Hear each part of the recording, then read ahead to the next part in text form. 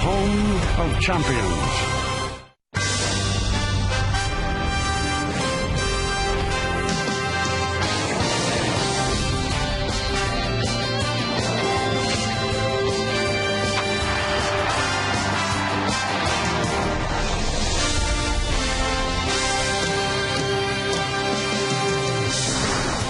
And another big crowd making its way to Yankee Stadium, where the sun certainly shines on the New York Yankees. They play very, very well at home.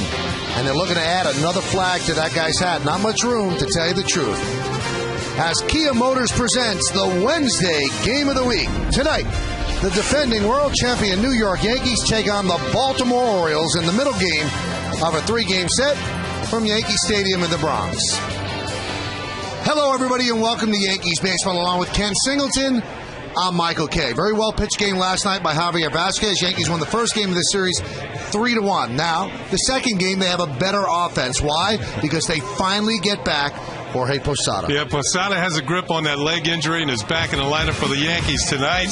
And a switch hitter making his presence known. You're going to take a look at the injury. First of all, this came against Minnesota, and it was a cracked bone in his right foot. There's a foul tip off the bat of Michael Kadire. Posada with a stretch on the disabled list. But what do the Yankees get back in their lineup? Michael was talking about one of the best catchers of his era.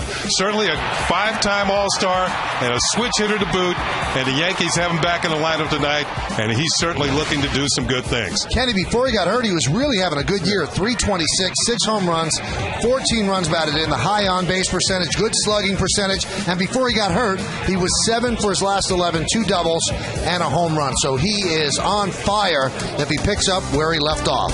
Oh, Phil Hughes would like some offense. In fact, he's had a great season and has gotten great support. We'll break it down for you next on segment 2 on Yes.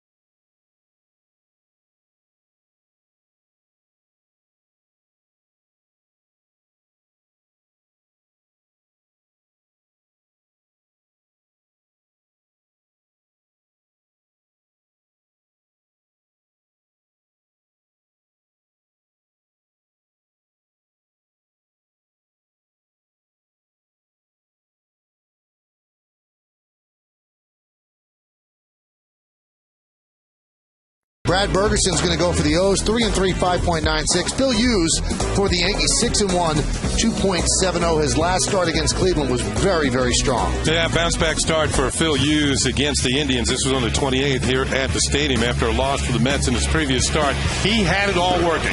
Good cutter. He also had a tremendous breaking ball, and he always seems to have a good fastball. 8 strikeouts in 7 innings and a win for Phil Hughes in his last start. Look at these numbers. They just jump out at you. 2.70 ERA, 5th best in the American League. The whip is outstanding, 3rd best. 68% of his pitches are strikes, 3rd highest in the AL. And the Yankees like playing behind him because they score a lot of runs, 7.2 runs per game. That's the highest run support of any pitcher in Major League Baseball. But none of this has taken the Yankee manager Joe Girardi by surprise.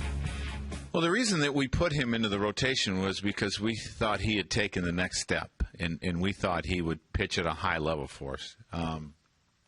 And what is he, 6-1? Yeah. And his ERA is under 3. I mean, that's a high expectation for any pitcher when you play in the American League. So to say that maybe expect that might be overstating. But I expected him to pitch at a very high level. I did. Loved his stuff. Spring training, loved his stuff out of the bullpen last year. Even liked what I saw when he came back as a starter in May. I liked some of the starts that he had last year. But he has pitched at a very, very high level. They want that level to continue tonight. When we get back, lineups, first pitch, baseball, next on Yes.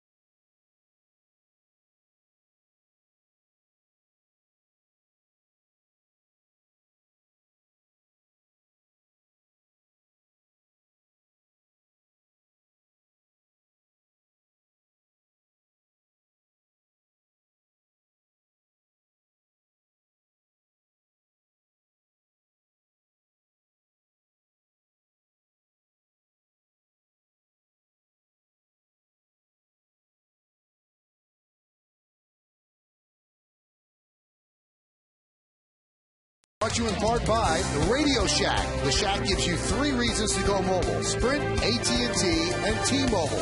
By Acura Advance. And by IOTV. IOTV offers you incredible HD picture and sound. HD is free with IOTV. Beautiful night here in the Bronx. Crowd filing into Yankee Stadium. Yankees have taken the field, and Phil Hughes on the mound taking his warm-up. So let's take a look now at the Orioles starting lineup, which is presented by our good friends at Lexus. Corey Patterson, the only run for the Orioles, a home run yesterday against Vasquez. He's in left field leading off. Miguel Tejada at third will bat second. Nick Markakis in right hits third. Cleaning up and playing first base, Ty Wigginton. Luke Scott, the DH, bats fifth. Hitting sixth and catching, Matt Wieters. Adam Jones, the center fielder, will bat seventh. Batting eighth and playing second base, Scott Moore. And Cesar Estouras, the shortstop, is going to bat ninth. 23-year-old Phil Hughes. We've already shown you the numbers. They are outstanding. Let's go straight to the scouting report on Phil Hughes tonight. And the scouting report will say he's back on track. He had 8 strikeouts in his last start against the Cleveland Indians. And after a loss to the Mets, his only loss of the season. And he's got that finishing touch. He's got various ways of striking you out. He has more than 1 strikeout per inning. Good fastball, good slider, good cutter, I should say, and an excellent curveball. And the league is not hitting very much again. He has not given up a home run against a right-handed hitter. Let's take a look at the defense behind Phil Hughes. It's brought to you by Mercedes, Gardner, Granderson, and Swisher. That's left to right. Infield, A-Rod, Jeter, Cano, and Teixeira third to first. Cervelli behind the plate, and Hughes is on the mound. Now with Jorge Posada back in the lineup as a DH, this might be the lineup the Yankees would run out there if they make the postseason. Now, you can't count on Nick Johnson coming back as a DH, so Posada's the DH tonight. Cervelli behind the plate. The Yankees right now are as healthy as they've been in a while. Yeah, that's going back to, injuries to Johnson, injuries to Swisher was banged up for a while. Yep. And Granderson's injury about a month ago. Corey Patterson digs in. He's ready. Phil Hughes is ready atop the rubber. We're ready right here on Yes, so let's do it here in the Bronx. And the big right-hander deals a strike, and we are underway. What'd you say, 68% of his pitches are strikes? 68%. Wow. Yeah. The 0-1. 0-2. 1,000% so far tonight.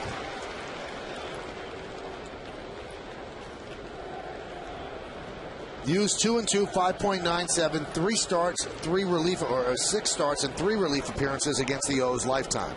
The 0-2 popped up behind the plate and out of play. Yeah, that's that teasing fastball. Once you get ahead of Patterson, 2 strikes. he has a tendency to swing at that high fastball. He likes it up here. He sees it well, and he'll chase it.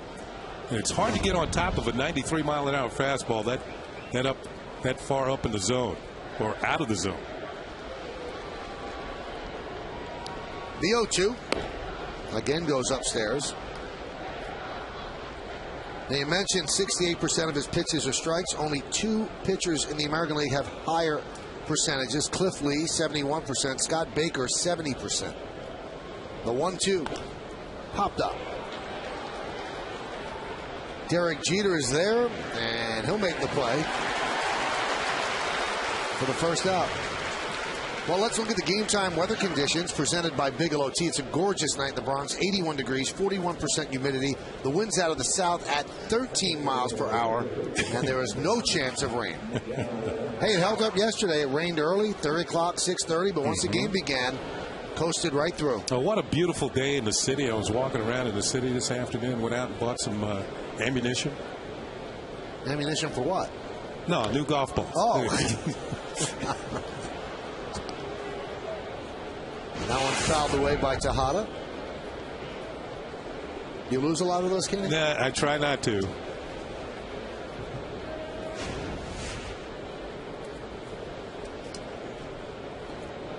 The 0-1. Good life on the Hughes' pitches early in the count, 0-2. Yeah, Tejada's been struggling lately. He's only 13 for his last 83. That's over 20 ball games. And he's 0 for his last 12. But when you look at the back of his baseball card, you see some pretty good seasons, including an MVP in 2002 with the Oakland A's. The 0-2. 1-2. This is how Hughes was early against the Indians, really attacking the strike zone.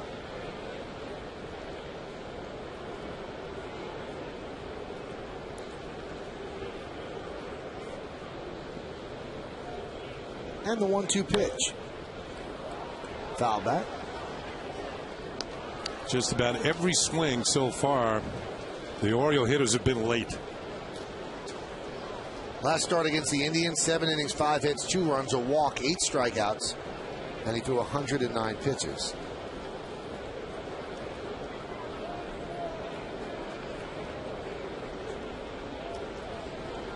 And the 1-2 upstairs. Yankees won yesterday, but they missed an opportunity to gain a game on the first place Rays. Rays with a 9th inning rally against Toronto, including 5 walks issued. So Javi Vasquez picked up a win, but the Yankees didn't pick up a game, but they didn't lose one. Look at it the positive way. That one's popped up and out of play. Yeah, that was an amazing 9th inning in Toronto. Yeah. Joe Madden got thrown out of the game. Carlos Pena got thrown out. And Kevin Gregg, the Blue Jays reliever, got thrown out. Those are the standings right now in the AL East. And Pena, I thought, had a legitimate beef. There's 2 runners on that tied the game, and he called time, and Angel Hernandez wouldn't give him time. Yeah. Pitch was thrown. It was strike 3. Wow. 2-2 pitch. Nub foul. Yeah, that should not happen in that critical juncture of the ball game. And that's what Joe Madden said. Joe Madden said, I understand speeding up the game. I get the major league directives, and I agree with them. Yeah. But in a situation like that, you have to throw that in the garbage. It's more important to do the game right rather than speed it up. That should be a warning that comes early in the ball game, so everybody knows for the remainder of the game that it's in force, as opposed to doing it in the 9th inning. Here's the 2-2. Swing and a miss. Got him. So Tejada now 0 for his last 13. Yeah, nice setup of pitches. He threw the breaking ball away, and then he ties him up again with a good fastball. You can see the grip, 4-seamer, the power fastball, up and in, ties him up, and he's gone. Man, that does not do justice to how fast he threw that baseball. Gave you a good look at it, though. Better one than Tejada got. Here's Nick Markakis. And there's a strike. Here's normal speed. And here's... You got less than 1/10 of a second to decide whether it's a strike, swing, and hit it. Count 0-2. That's why I say it's the hardest single thing to do in sports. And that's why you shouldn't be blinking while you're up at home plate.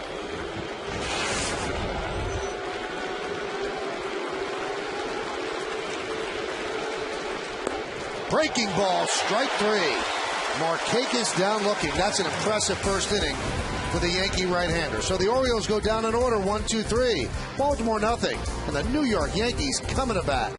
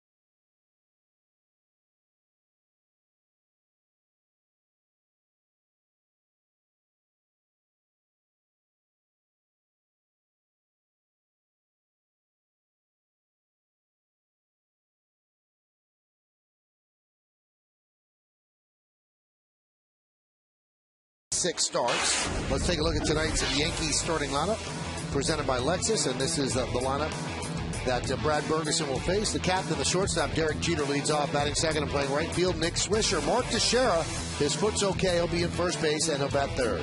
Cleaning up and playing third base, Alex Rodriguez. Robinson Cano, the second baseman, will bat fifth. Batting sixth, back in the lineup after missing 15 games, the DH Jorge Posada. Batting seventh and playing center field, Curtis Granderson. Francisco Cervelli will catch. He'll bat eighth, and batting ninth and playing left field, Brett Gardner. Brad Bergeson on the mound for the Baltimore Orioles, 24-year-old right-hander. And these are his numbers on the year. This will be his 10th start. Actually, he spent a few games in AAA, and then was recalled by Baltimore. We'll check out the scouting report on Brad Bergeson in just a moment. Jeter leads off the pitch. Inside 1-0. Here's a report. Reality TV. Over the winter, he was making a commercial, and the producer and director wanted him to throw harder. Ended up hurting his shoulder making a commercial. He pitches to contact. 92% of the pitches are hit. You know, the pitches that he throws that are swung at are a hit. And opponents are hitting 315. So a lot of pitches put in play and a lot of base hits against Brad Bergeson. Best pitch is a sinker. And also, to clarify the thing about the commercial shoot, it was a promotional shoot for the Orioles for their network. Exactly. So it wasn't like he was making money out of it, and I'm sure the Orioles were thrilled with the producer. The 3-0, there's a strike. And what the producer was telling him, make it more realistic and you throw a little harder. And he had not actually thrown since the previous September and ended up hurting his shoulder. Derek Jeter works a walk to start off the first.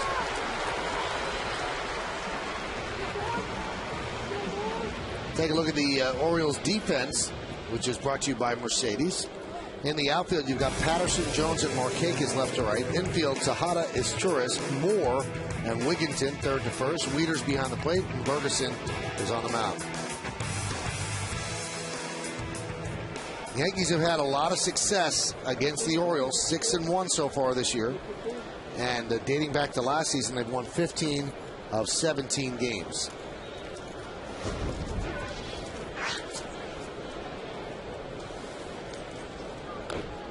Now, if you look at the teams in front of the Orioles, they're all having great seasons. Yeah. The Rays, the Yankees, the Red Sox, and even the Blue Jays. And the Orioles could end up deciding the division if you see which team they're going to play better against. And we've broken it down for you, and there's only one team that they've played well against. Within the division? Yes. Yeah. The 0-1. All right, the O's are 1-6 against the Yankees. They're 1-5 against the Rays. They're 0-6 against the Blue Jays. But the Red Sox, they've won 4 of 6. So if the Red Sox end up missing the playoffs by 2 or 3 games, they're going to say, well, it was the Orioles. Every other team in the division has won at least 30 games. Every other team in the division also has a winning record on the road. And there's only one other team in the American League that has a winning record on the road, That's the Minnesota Twins, and they're only one game over. I think that shows you the strength of the American League East.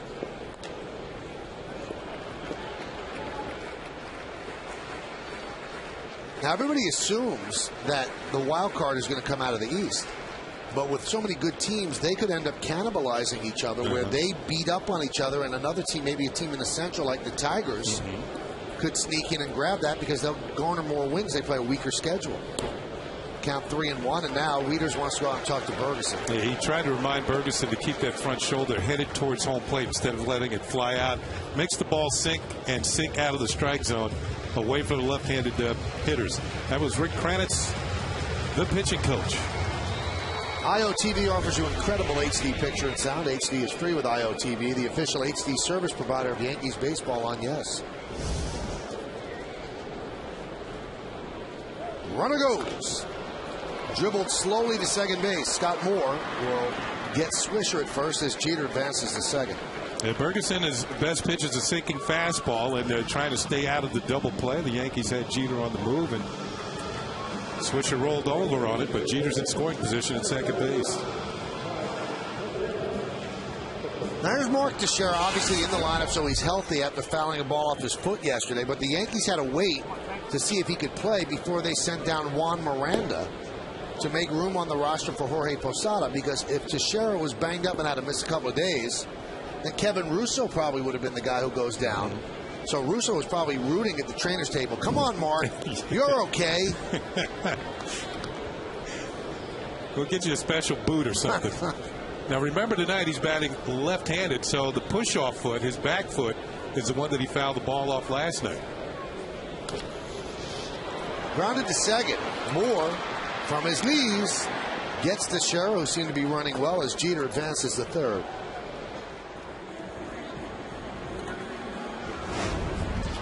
Nice play by Scott Moore. Goes to the outfield grass and then has problems maintaining his footing, but still makes the accurate throw just in time to get Mark Teixeira. He's running a lot better tonight than he was last night when he came out of the ball game.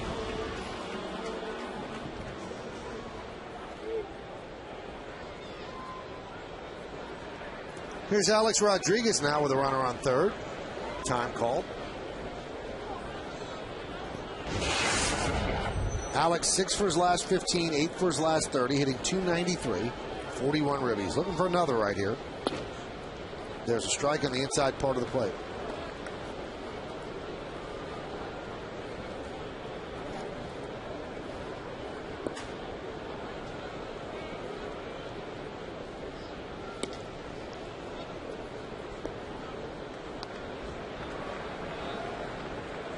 There's a discussion going on. Can you continue to pitch like you did in the top of the first?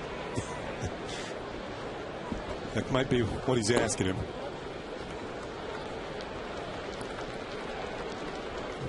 Outstanding top half of the first inning. A couple of strikeouts for Phil Hughes.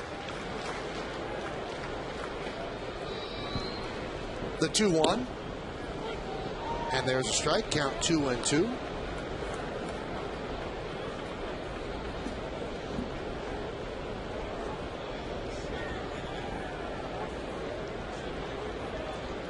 The 2-2. Inside 3-2.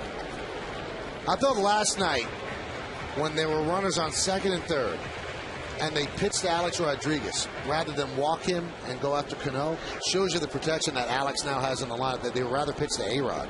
The 3-2, strike 3, and A-Rod down on strikes. So Bergeson survives the leadoff walk. No runs, no hits, no errors, and one man left on base. We played one here at the stadium. Yankees and the Orioles scoreless. You're watching Yankees baseball on the Yes Network.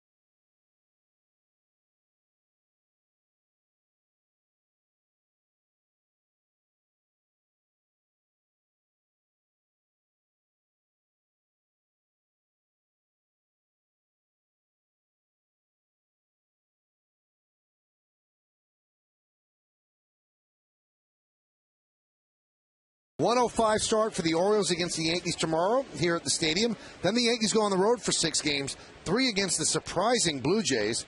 Night game on Friday, day game Saturday and Sunday. Monday is an off day, and then 3 in Baltimore.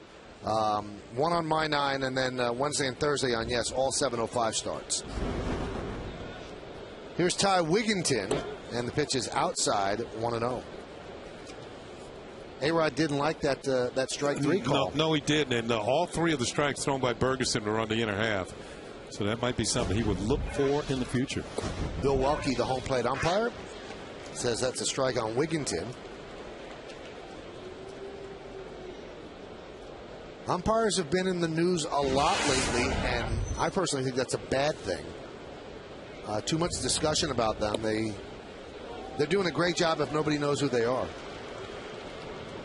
And that's the umpiring crew: Bill Welke, Mike DeMuro at first, Tim Welke at second, and Jim Reynolds is at third. It kind of all started with Joe West and the time of games between the Yankees and the Red Sox. Grounded to short, bobbled by Jeter. He stays with it, and he gets Wigginton. Now let's take a look at his last at bat, Kenny, see if he had a beef. Well, let's check out the pitches to A-Rod, or at least the last one. And he thought it was inside, but to me, it might have had to, yeah. It was inside. It was. You know, Bergen, all 3 of the call strikes were on pitches very similar to that one. You don't see A-Rod argue that much, so he must have really thought that. It didn't seem as far inside as the argument would tell you it was, but it was off the plate. Here's Luke Scott. And the count 1-0.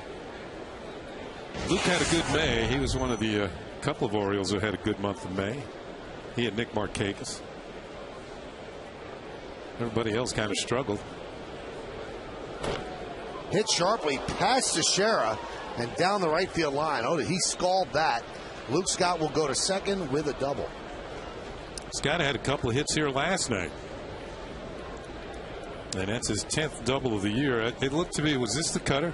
Looked like it was a cutter, but it didn't catch enough. Yeah, it's kind of spinning in the middle of the plate. And as hot as Scott has been, he's not going to miss that. Nice, crisp swing, and just drills it down the line. Teixeira didn't have much time to react to it.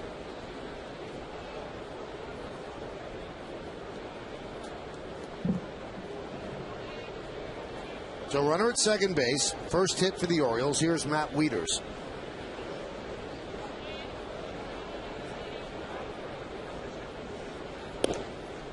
Pitch high. So you can see Hughes today living right around 93. I think he touched 94 in the first inning.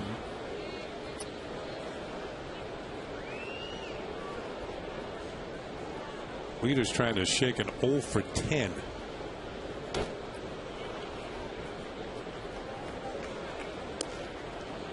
So much of the Orioles and what they want to become built around this kid. They look at him as their version of Joe Mauer, and his old nickname used to be Mauer with power until Mauer developed power on his own. But that's setting the bar real high, saying somebody's going to be Joe Mauer. That's an all-time great. The 1-1. There's a strike. Yeah, they think that Wieters, tonight he's batting 6th. They think eventually he might be a guy who would bat 3rd or 4th. That's going back to, during spring training? The perfect catch.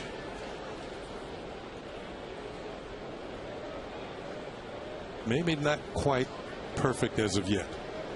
1-2. Driven to center field. Granderson is there.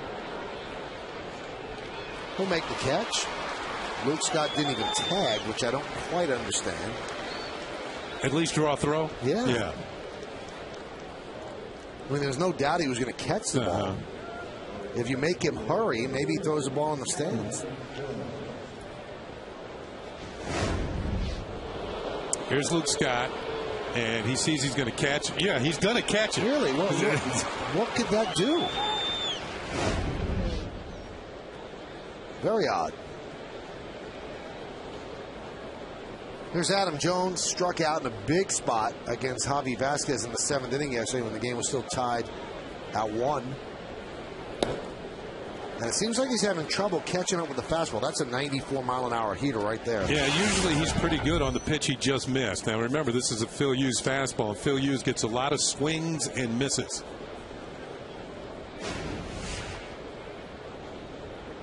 Well, he's 3 for 24 against the Yankees with just one ribby this year. That's 125.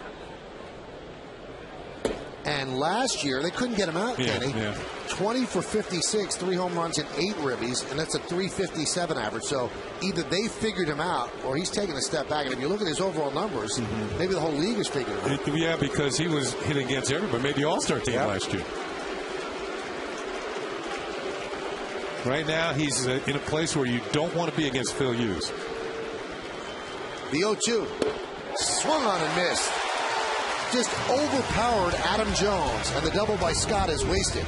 No runs are hit, no errors, and one man left on base. We go to the bottom of the second. No score.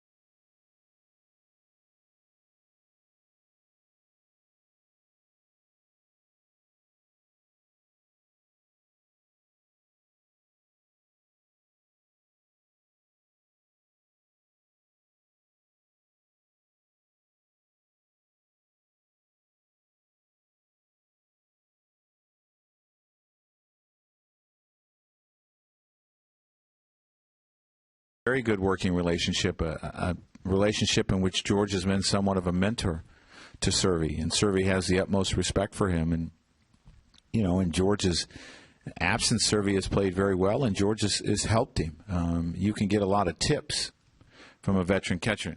I remember being a young catcher, and Damon Berryhill was hurt, and he had offered me advice all the time, and it just makes you feel a lot more comfortable, and that's what George has done with Servy. And Posada the DH today, and he is on deck with Robinson Cano leading off. Now, Posada's not catching. He's DHing.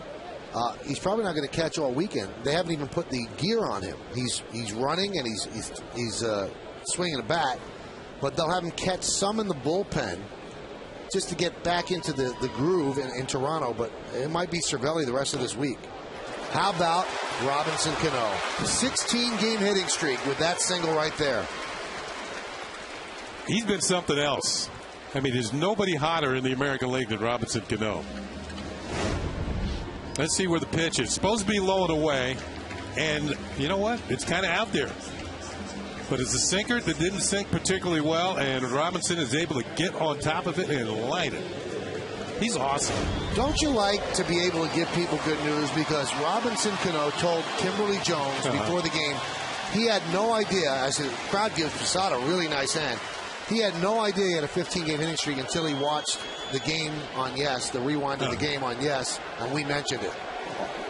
Wow. So the Yankees are watching Yankees Encore, and they're getting information out of it. That's a good way to keep a streak going, not knowing you have a streak. Well, I bet you right now he knows he's got 16. Unless he has a very short memory. I hope he does know. He's been some kind of hitter. Now he's got to continue the other streak he has going, 7 straight games of multi-hits.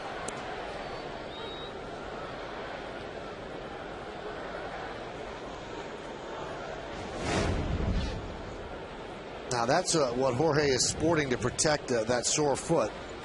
It almost looks like they cut out the bottom of a walking boot.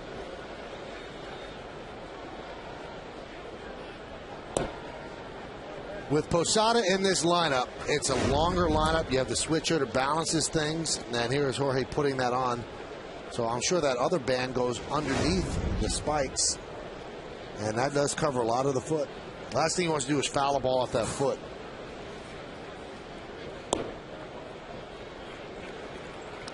Talking to manager Joe Girardi before the game, Posada's coming back. He missed 15 games but didn't go out on a rehab session. Girardi said if it had gone any longer, he probably would have had to go out somewhere in the minor leagues and try and get his batting eye together. Jorge was a little chapped that he didn't come off yesterday, which was the DL stint. But a lot of teams operate, okay, you're okay, let's give it one more day. So they make sure. And Posada is the DH today. When he did go on the DL, Yankees said it was going to be about a month. He insisted it would not be. He said it would be the length of the DL stint. It was 1 day more. Count 3-1. Okay, the thing to do with Ferguson here, he's a sinker ball pitcher. You're 3 balls and a strike. You got Cano at first. What you're really trying not to do is get too aggressive and pull the ball on the ground to second. And he takes the pitch outside.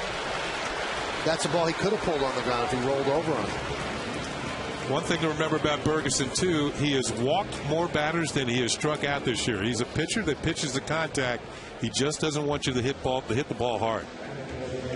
You got to make a sinker ball pitcher bring the ball up. If a pitch starts out at the knees, you let it go. It's going to sink out of the strike zone.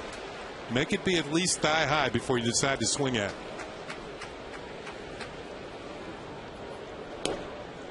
Curtis Granderson takes a strike.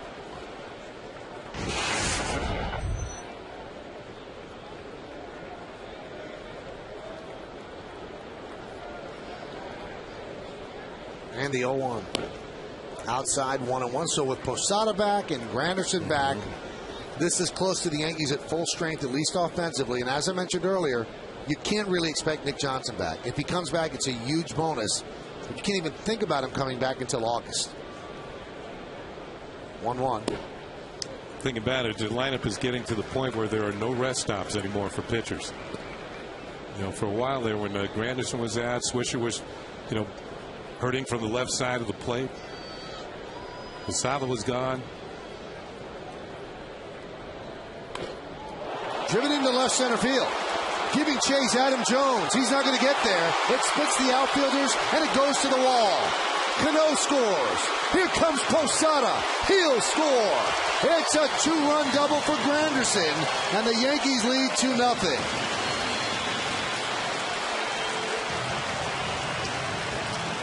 Remember what I was saying about a sinker? Make him bring the ball up. You don't want to roll over and hit the ball on the ground to the second baseman. Granderson looks like he got this sinker up. Yep, it's up out over the plate. Gets underneath it and drives it to the gap in left center field. And when this ball lands, he's going to have a 6-game hitting streak and 2 more runs batted in. As Adam Posada running pretty well. Can he catch? No, he can't catch him. There's Cano leaving second base. He had tagged up just in case the ball was caught. And the Yankees are up 2-0.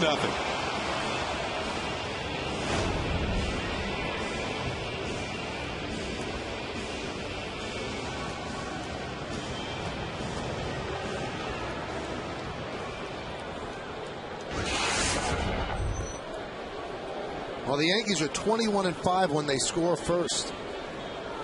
Here's Cervelli. And he bunts foul.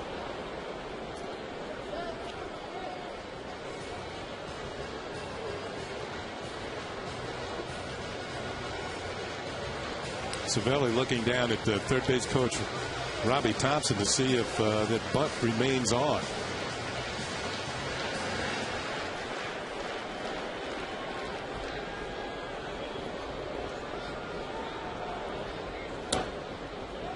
Kenny, I know I've said this before. I don't get it. You're up 2-0. This guy's one of the Yankees' best hitters with runners in scoring position. Why would you give away an at-bat? Try to drive the ball to the right side. It still gets the job done, and maybe get a hit. Maybe get a big inning. Why are you giving away an out? Yeah, I played for a manager who thought the same way you do.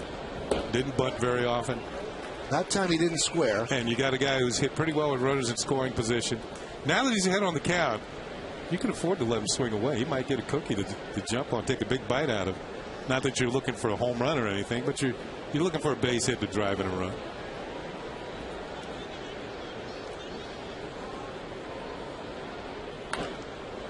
And he doesn't get the job done.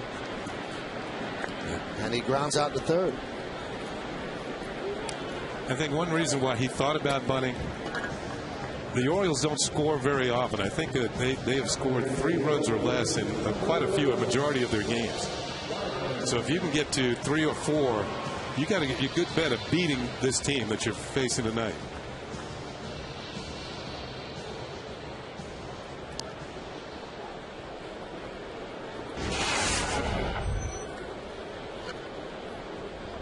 I had a feeling you were going to say that about the bunny. Oh. Yeah.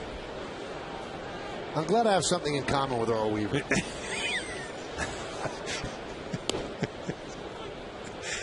There's a strike to Gardner. He was something. Hall of Famer. Yeah.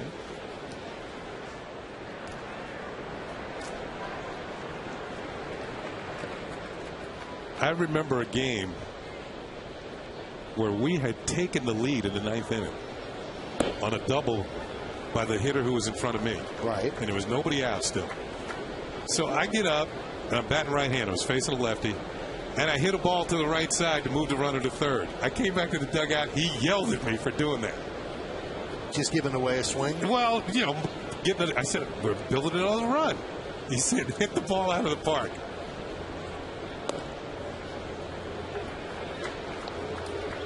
And also, you have to know who you're playing. The Orioles are last in the American League in runs scored. You've got a pitcher who's just dealing on the mound. Yeah. Do you really have to scratch out a third run? I think he might have been doing that on his own. He may be.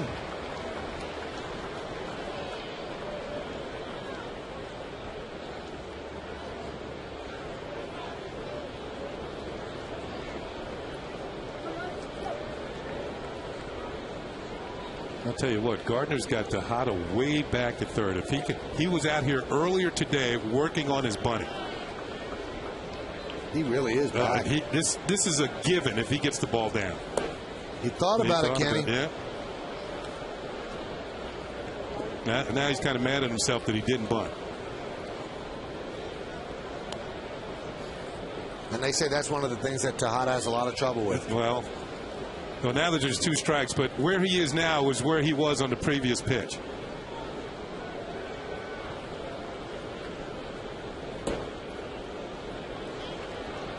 See, Gardner's still upset he didn't bunt that pitch and took it.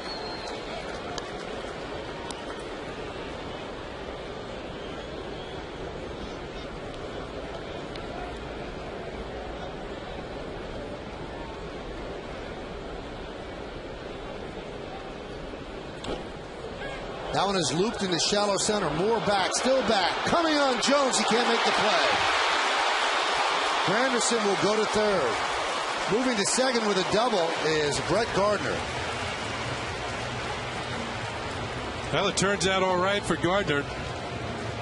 Even the speedy Adam Jones couldn't get this one. Didn't hit it well, but it's well played. Second baseman Scott Moore without the chance. And off the heel of the glove, he had a better opportunity at catching that than I thought as we look at it on Yes Mo. There's Granderson kind of caught in between. Should I stay or should I? He's going to go. And he's on his way to third base.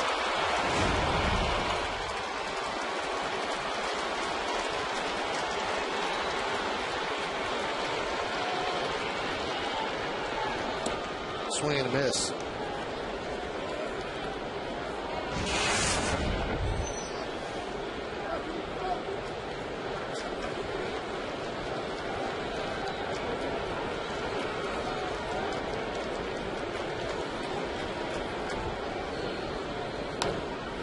Right back to Ferguson. Here comes Granderson.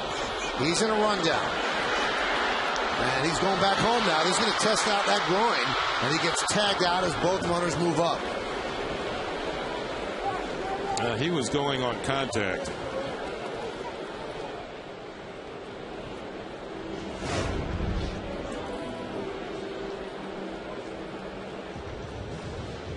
His play is going to go 1-2-5-3 as Granderson's going to try and stay in the rundown long enough to have Gardner get to third and Jeter to second. He accomplishes that. He was going on contact. For those of you who are feeling, why did he try and go to home on a ground ball to the pitcher? Usually you try and make sure the ball gets at least by the pitcher. Here's Swisher with runners on second and third and 2 outs.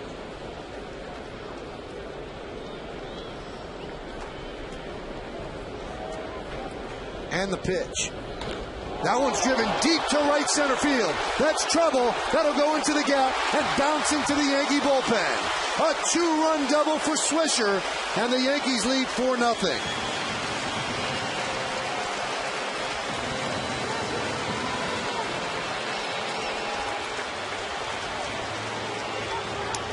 During his career, Nick Swisher's had an on-base percentage of over 40% against the Baltimore Orioles. He hits well at Camden Yards, and he's going to hit this one well.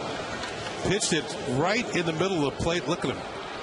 Boom, right on time. I think he had overspin on this one, Michael. If he didn't get underneath it, it would have been out of the ballpark. But a 2-run double nonetheless. They have the shift on for Teixeira. Takes pitch out of the zone. That one is drilled down the right field line, but foul. An offshoot of Granderson getting caught in the rundown, Kenny, as he allowed Jeter to get the second. And because he was on second with the double, that allowed him to score. So we got them another run. And if you're caught in a rundown, you want the other runners to move up, and that's exactly what happened. Could not hold up. The count 1-2. Jim Reynolds says he went around.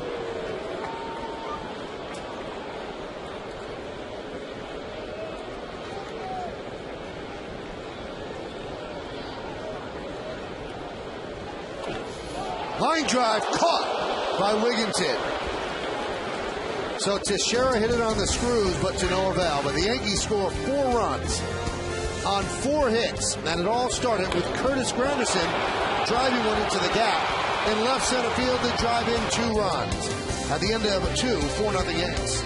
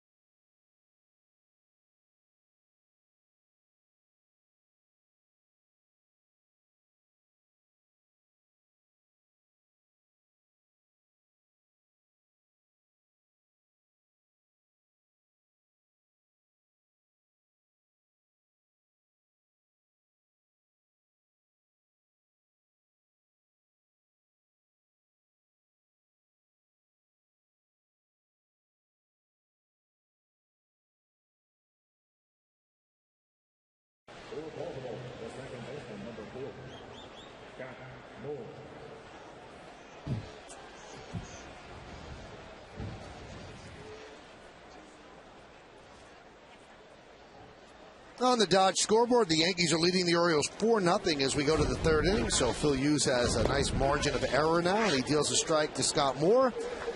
Top of the 3rd means we check in with our good buddy Kimberly Jones down on the camera well, third base side. And Kim, the Yankee family doing something very charitable tonight. Tell us about that. Absolutely, Michael. The women of Yankee Stadium having an event here where they hosted Same Sky. It's a fair trade company that is designed, its mission is designed to help women in poverty lead self-sustaining lives.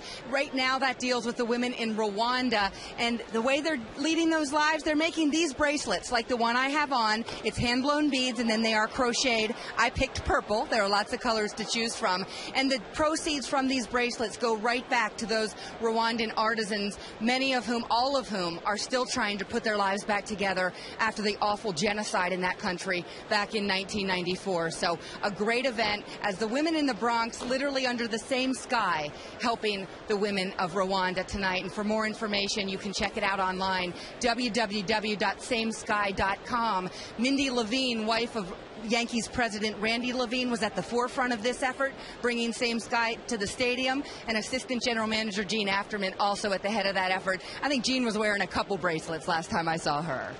Here's the 1-2, and it's grounded to first. Teixeira will field and step on the bag for the first out. Now, that's a serious matter. Now, the more mundane, some Yankee players actually got into designing some Yankee paraphernalia. Tell me about this. That's right. We get to see the creative side of some Yankees, and that includes Granderson, Jabba, Pettit, CC, Swisher, and Teixeira. This is the Andy Pettit T-shirt. The players, as part of MLB Players Association Players' Choice Signature Series, have designed their own T-shirts, jerseys, and hats. Coincidentally, my buddy Anthony from the New York Post is wearing CC's jersey. That's a black one. This blue T-shirt from Andy includes his number on the back. Pettit is in camouflage because, as Andy told everyone, I like to hunt, and his number 46, I don't know how well you can see it, but inside the number, the famous Andy Pettit stare as he stares in at the catcher. So here you go, Andy Pettit. I think this will be a popular T-shirt. Granderson's has headphones on the front because he's always wearing headphones, and a picture of him spinning some records, DJing on the back. CC and Jabba have images of their own tattoos on their jerseys. Swisher has the New York skyline. Teixeira introduced his jersey and said he went old school. He fashions himself an old school kind of guy, Michael. Well, it's really good stuff, so I'm going to need that Pettit jersey for a friend of mine, okay? I'm sure you are, but you can also actually purchase these items here at the stadium. I never considered that. And I know you didn't. And at the wonderful Models, you can find these items as well. Sounds good. Thanks, Kim. Thank you. We'll talk to you a little bit later on. That's Kimberly Jones. She'll be on the post-game show, obviously, and we'll figure everything out that's happening in the game during that time. But right now, Yankees up 4-0. You'd definitely be styling if you wear any one of those It's nice. They look shirts. nice. Yeah, they Players did a good do. job. So Asturias picks up that single, and now here's Patterson. Corey popped up to short in the first inning, first batter of the game. Pops up again, but out of play. I had mentioned last night that Patterson was signed by the Orioles as a minor league free agent and was down at their AAA affiliate at Norfolk in the International League. And while he was there, hit .368. So he had a quick trip to the major leagues. He's done a pretty good job here with the Orioles. Had a home run here last night. Swing and a miss. 0-2. How about this, huh? 31-7 strike to ball ratio. That's better than the 68% that he usually fashions, at least to this point in the season. He's not had a 3-ball count yet. We're in the third inning. And as the 10th batter he has faced. Second time around in the O's lineup. And the 0-2. Upstairs. It seems to be a pattern with him, Kenny. He gets 2 strikes, he wants you to chase a little bit. And knowing that it'd be very hard to get on top of that fastball. Patterson has an inclination to swing at that, and that's been a problem of his throughout his whole career. But not everybody has the fastball that Phil Hughes has.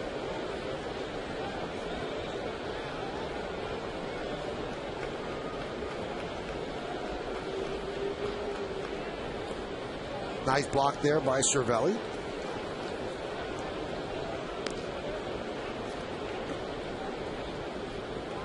Yankees trying to go 5-1 right now on this homestand. It's a 7-game homestand. Finishes tomorrow afternoon.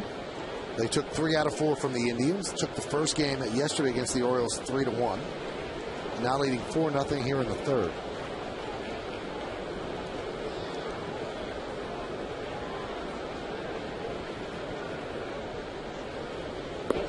Swing and a miss. Off-speed pitch. Patterson down on strikes. 4 strikeouts now for Phil Hughes. Let's see where this one went. Curveball. Swing and a miss stuff. We were talking about finishing touches. The finishing touch in Yes Mo was a breaking ball, curveball. Finishing touch, he has a fastball. Also has a cutter. I don't think I've seen too many changeups tonight, though. Here's Tejada, runner at first with 2 outs. Tejada struck out in the first inning. Line drive, base hit. That'll go into the corner. His Torres will head toward third. Swisher playing it out there. Gets it into Cano. They're going to hold the runner up. Down 4 runs. I guess they don't want to risk it. And also you have Nick Markakis coming up. So they hold up his Torres at third. Tejada gets a double. Tejada during the course of his career has had the ability to hit the ball to the opposite field. And that's kind of reminiscent of the swing you would see from Derek Jeter. Tejada actually last year led the National League in 2 base hits. Ooh, ball got by Teixeira, almost picked off his Torres, who will stop at third base.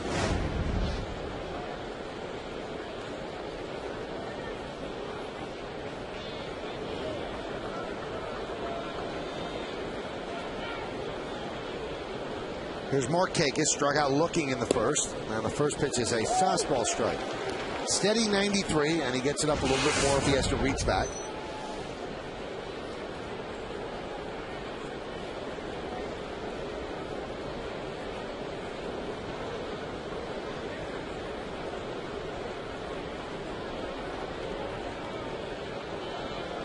And the 0-1. Quickly ahead 0-2. He is really throwing strikes. This is something that Hughes wants to improve upon, and in that Met game, it really came to the forefront. He wasn't able to put people away, and when he has a situation with 2 outs and runners in scoring position, the opponents are 8 for 20 against him. That's 400. He has to do better in these situations. So there's a big spot against Markakis. Now, right now, with the count 0-2, he's in the driver's seat. Let's see if he's going to swerve or not.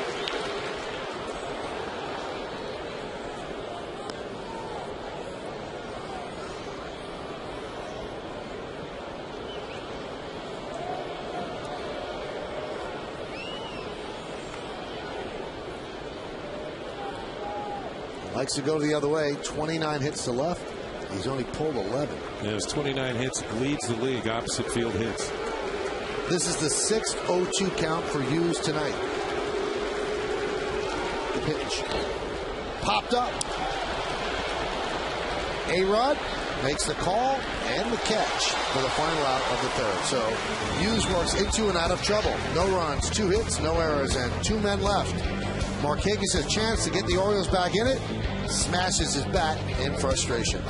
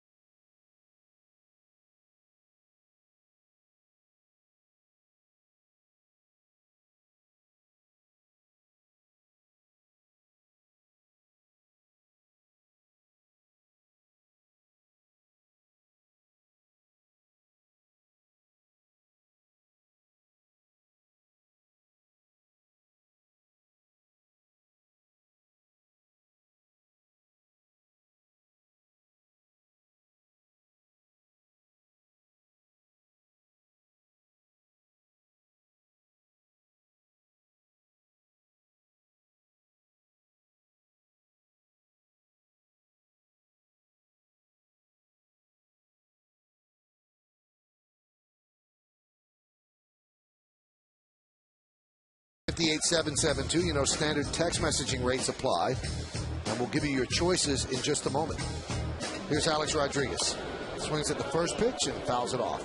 Is it 1, DiMaggio's 56-game hit streak, 2, Hershiser's 59 scoreless innings, or Ripken's 26-32? Now, I personally think that somebody could break DiMaggio's record. Somebody could break Hershiser's. I don't think anybody could break Ripken's.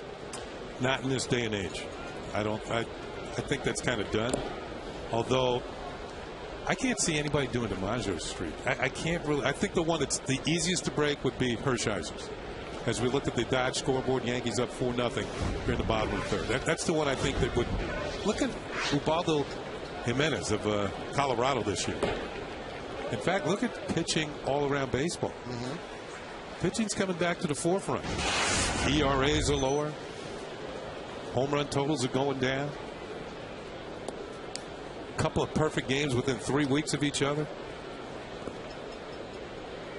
I was talking to Andy Pettit about it yesterday, that it looks like it's becoming the era of the pitcher again. And could it be the pitchers, or could it be something so simple that they're eliminated performance-enhancing drugs, and now the guys aren't as big and they can't hit the ball out the other way? And you got to remember too, that's one thing. Pitchers were doing it too. If you look at 1995, the yards, look how they're coming down.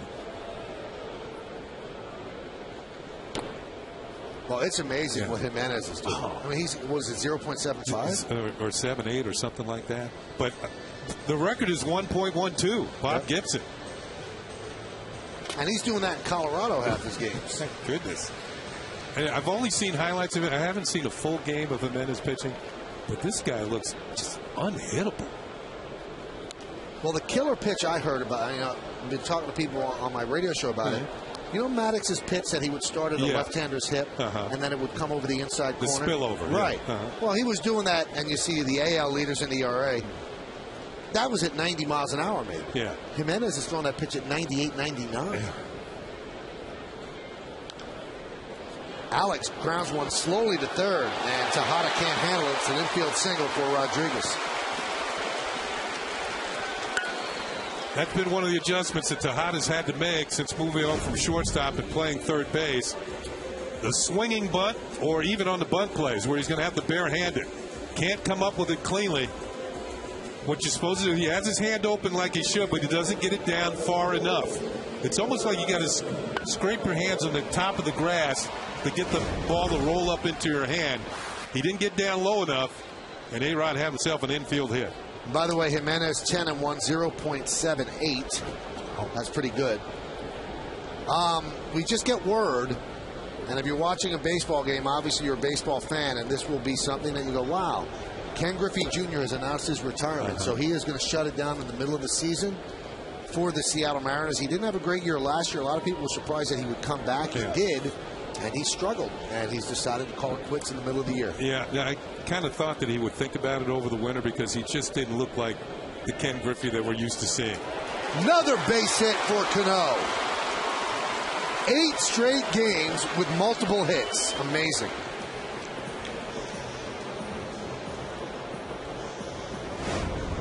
This is the longest streak of multiple hit games in the league this year. Ichiro had a streak of 7 games, which Cano was tied with, and now Cano all to himself. 8 consecutive games with at least 2 hits. Now, this, I think, is amazing because Jeter has a streak of 6 straight games with multiple hits.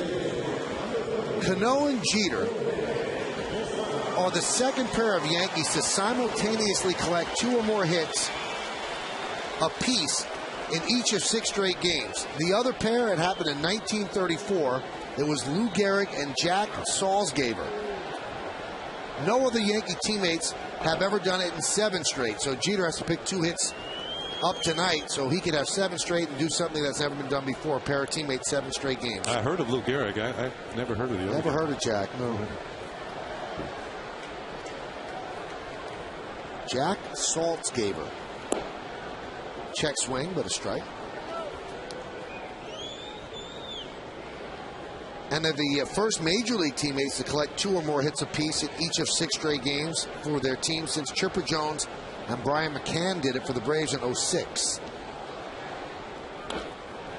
Driven out down the left field line. Giving chase is Patterson, and he makes the play on the run. A-Rod tagged just to draw the throw, but nothing doing. Looked like Patterson couldn't find that ball at first, but he's got enough speed. He made up ground as that ball was tailing away from him. He's got center fielder's type speed. Starts to turn it on as the ball nears the line, and it's a decent running catch.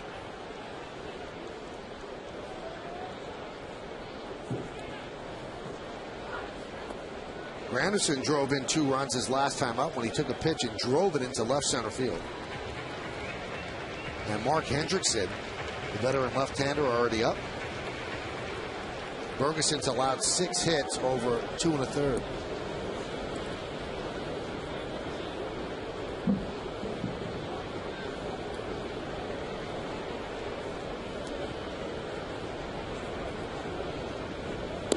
You know, not that we're talking about pitching and how it's improving. I don't want to see it go back to the late 60s. There were a lot of 2-1 games, 1-0 games. Although you like to see it occasionally, you like to see a tremendous pitching performance.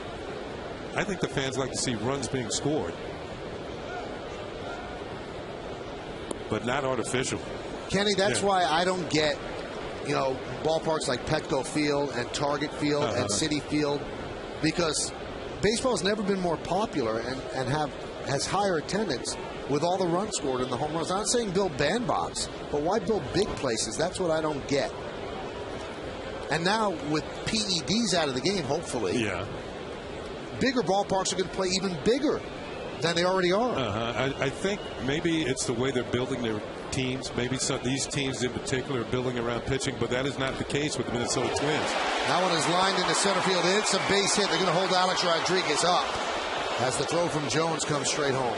Bases loaded. Yeah, one thing Adam Jones can do, and he's got Gold Glove type ability in center field. He's got a good throwing arm. He's already thrown out a couple of runners at home plate this year, and that would have been in plenty of time to get Alex Rodriguez. So Robbie Thompson made the right call. Granderson's come back with a vengeance, isn't he? Yeah. 6-game hitting streak, his second hit tonight. See A-Rod with 1 out. Yeah, look at his throw. And one thing about being a third base coach, you got to know who's got the ball out there in the outfield. And the Orioles have some of the best throwing outfielders in the league, and Adam Jones and Nick Markakis in right. Here's Cervelli, and there's a strike. I know the Padres are built on pitching. They can really pitch. But that is not, you got Mauer and Morneau and Kubel.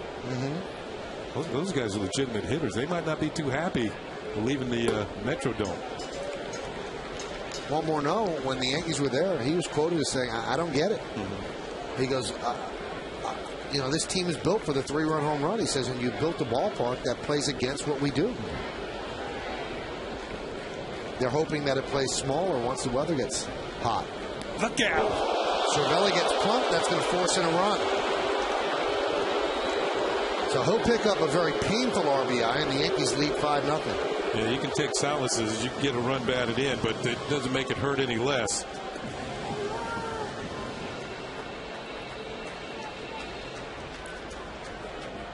Cervelli says he's okay.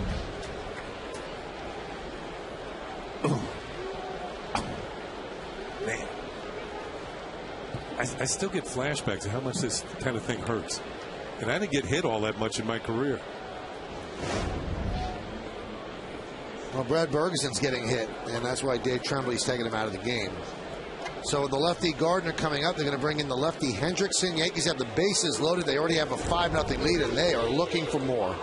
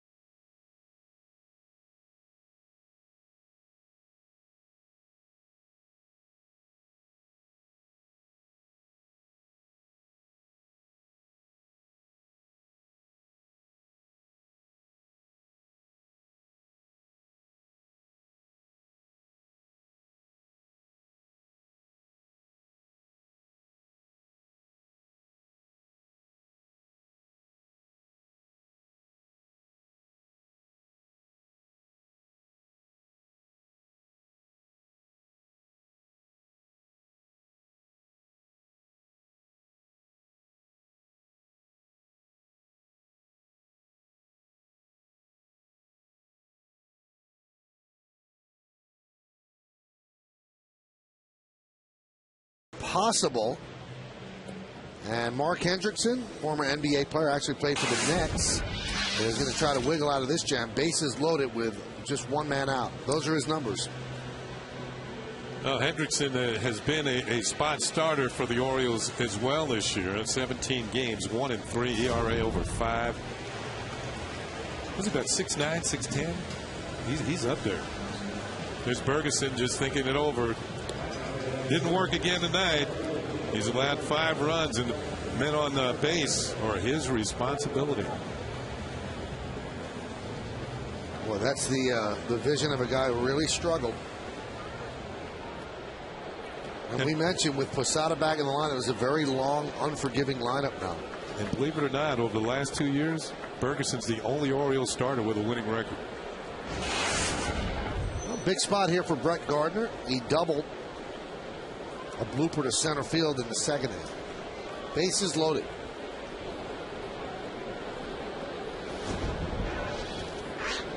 And the pitch.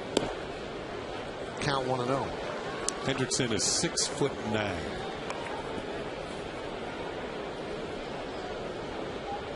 And you can't teach height, Kenny.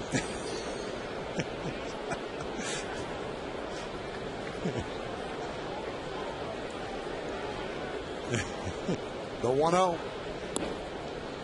Count 2-0. Speaking of that, we got the NBA playoffs coming up. The finals start tomorrow. Robinson Cano at third. Granderson at second.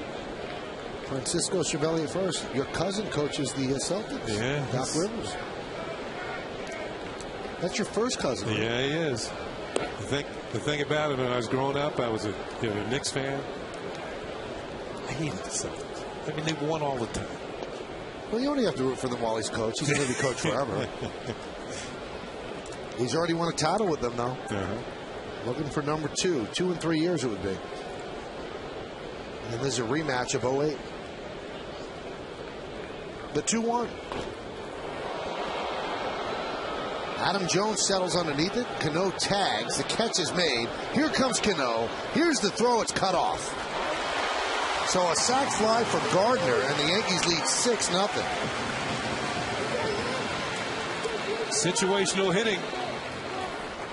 As Gardner plates another run. Here's the tag of Cano at third base. Jones has a strong arm, but this ball's hit too deep to the outfield.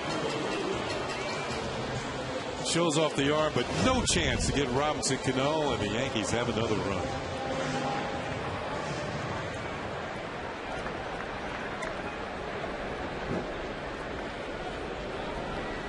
Gardner is 17th ribby, and here is Derek Jeter. First and second now with 2 outs.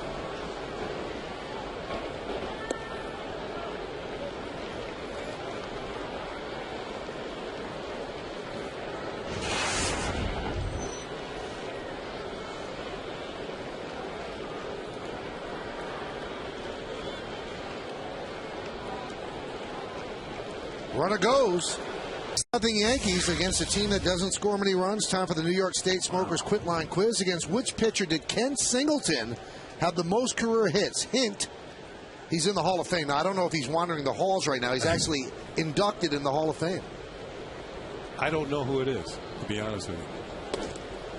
There's a strike from Phil Hughes to Ty Wigginton. Now, there's a developing story in baseball. Galarraga of the Tigers is pitching a perfect game through 7 against the Cleveland Indians. So I'm sure that Bob Lorenz will have an update on that. Gee, we're talking about perfect games. Yeah, there's been 2 already. Yeah. Never before in the history of baseball have been 2 perfect games in the same year. So now it might be 3.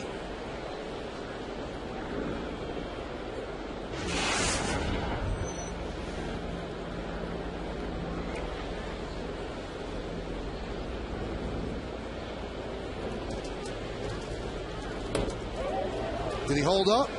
No, he did not. Wigginton waves the bat at the first base umpire, Mike DeMuro. He's gone. I don't think he threw him out yet, but he's still barking. And now the home plate umpire is taking up the argument. Wiggins is saying, "Hey, my argument is with first base, not you." And Tremblay is just saying, "Hey, calm down." Miro threw that right hand out there like, I don't know if he was saying get back in the dugout or you're out of the game.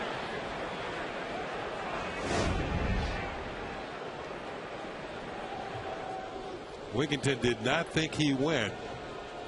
Miro said, yeah, you're out of here with strike 3. That's a 5th strikeout. Ooh. I hope you can't read lips. I don't think he threw him out, Ken. I think he's just going to keep moving. Pitch to Luke Scott is a strike. There must be such frustration bubbling over with the Orioles. I mean, they thought they were actually going to be improved this year. They thought that this would be a year that they take the next step, be a 500 team, and everything has gone wrong. Dave Tremblay, the manager, said, I think we're way past asking me about being frustrated or disappointment. Yeah. Or disappointed. That's an understatement. Well, you talked about every team coming out of spring training has confidence they're going to have a better year than they had the year before.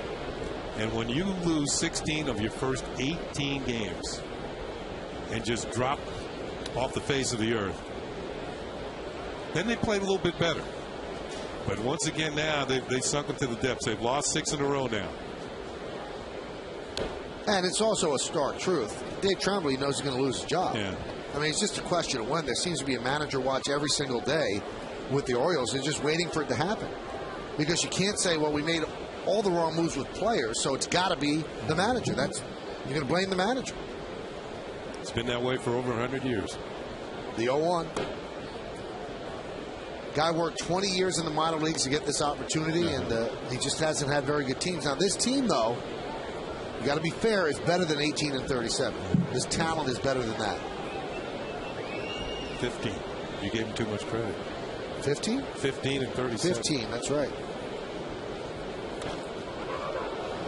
High fly ball, right center. Nick Swisher makes the call. And an 8-pitch, 1-2-3 inning for Phil Hughes against Dave Tremblay's Orioles. We go to the bottom of the 4th, 6-0 Yanks.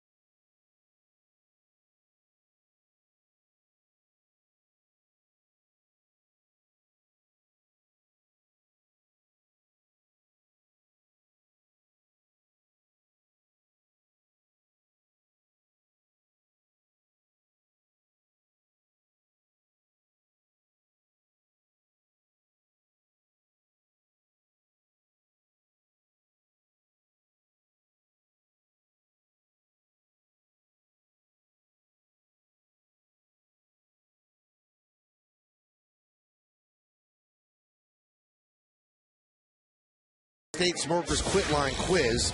Against which pitcher did Ken Singleton, my partner, have the most career hits? And the hint is he's in the Hall of Fame. You want to venture a guess, Kenny? I might say Dennis Eckersley. Let's see. Yes! You own the Eck. 25 hits. It's pretty impressive. Now, you faced him. Did you ever face him as a reliever or always as a starter? As a starter. 25 for 60. Walked 11 times. You sneer at him when you walk by when you see him? No. Eck and I, well, every once in a while you see him up in Boston. I see him up there when the Yankees and Red Sox get together. I can tell you a funny story about him, though. Please.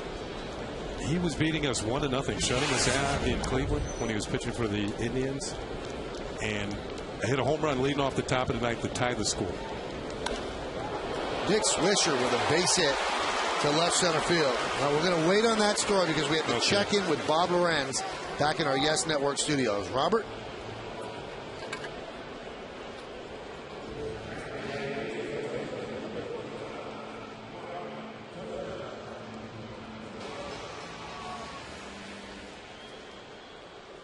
Wow. Thank you, Bob. So we've had Dallas Braden. And who just pitched the Roy Halladay. Roy Halladay. Yeah. And Galarraga flirting with perfection. All right, so you tie the game up with a home run against Eckersley. The next hitter is Eddie Murray. Eddie hits one to the exact same spot to give us the lead in the ninth. As soon as he hit the ball, Eckersley took his hat off and waved at it with his hat. This is gone.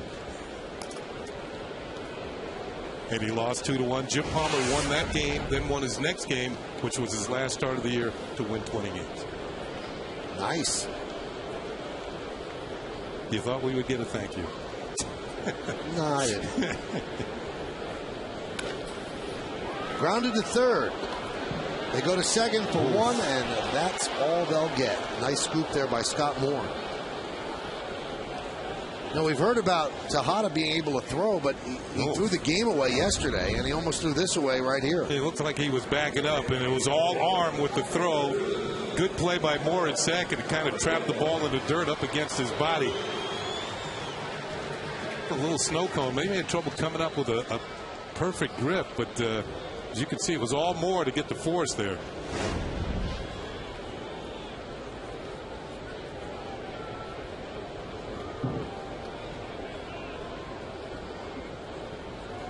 Here's Alex Rodriguez. Count 1-0. So Hendrickson on a relief of Bergeson. And the Yankees are up 6-0, bottom of the fourth.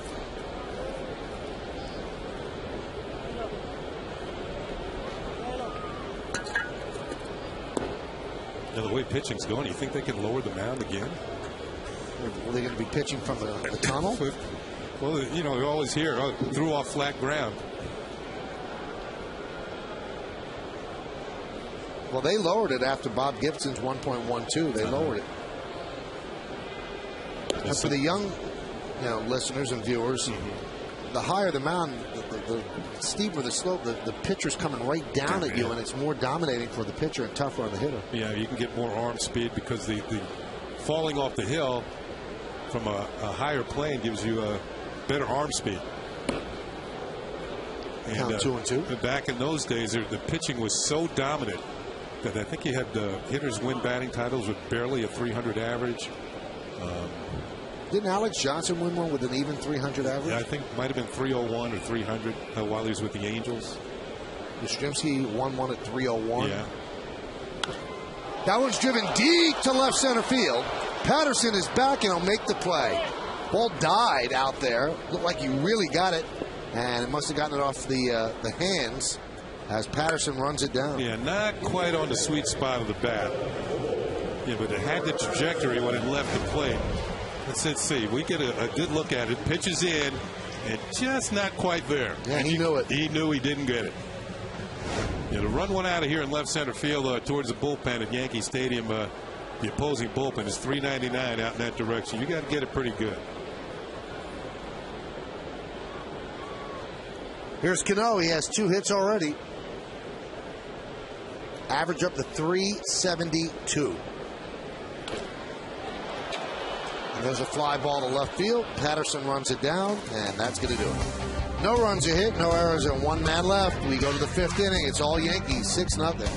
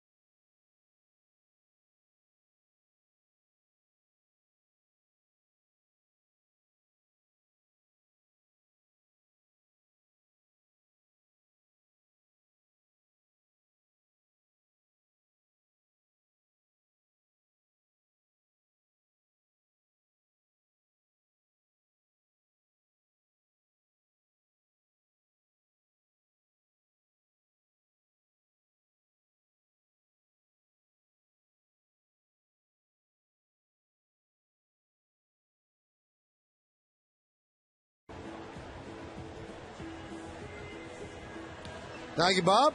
And we are monitoring the Detroit-Cleveland game. Galarraga has one out in the 8th inning.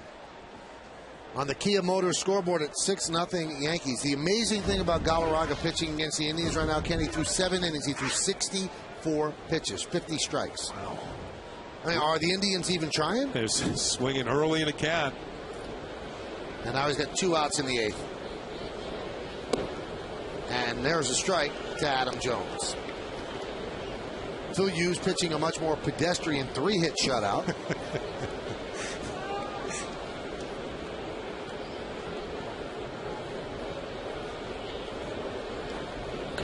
You know, smart people learn from wherever they spend time in whatever aspect of life. And Phil Hughes spent last year in the bullpen.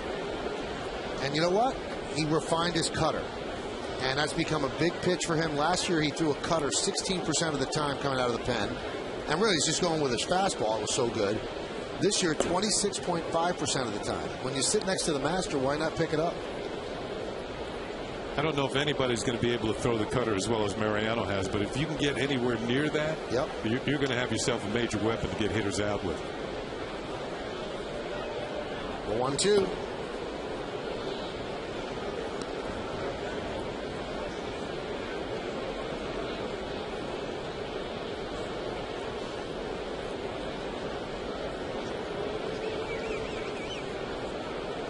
Phil has not had a 3-ball count yet tonight. Still doesn't.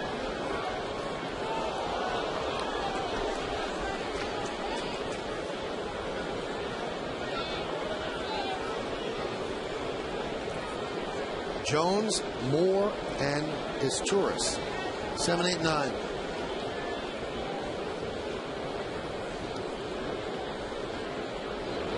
And Galarraga is through 8.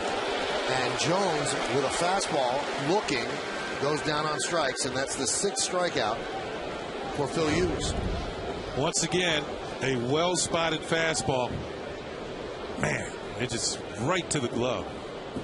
Cervelli could have had been blindfolded, put the glove up, and the ball would have gone in.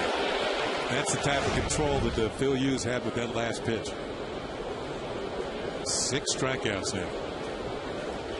Here's Moore.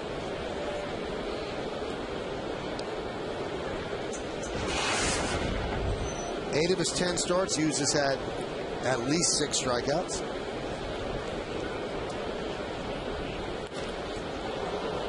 Fly ball toward left center. Granderson is there for the 2nd out. Now let's head back out to the Yes Network studios. Bob Lorenz has more information.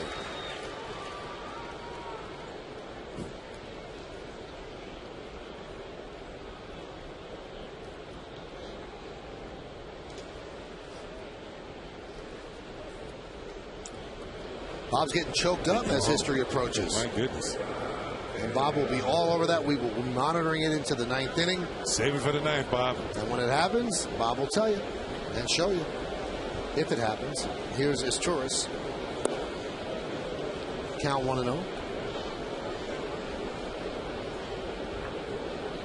Izturis singled. That was in the 3rd inning. And a strike.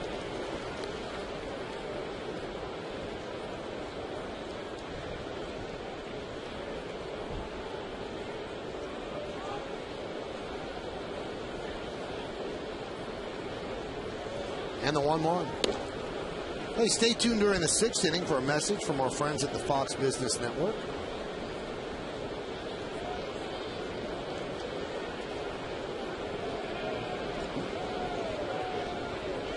And the 2-1. Locked it into left field. Gardner is there, and an easy 1-2-3 inning for Phil Hughes. He's retired 7 in a row. At the end of 4.5, we are halfway through. Yankees 6, Orioles nothing.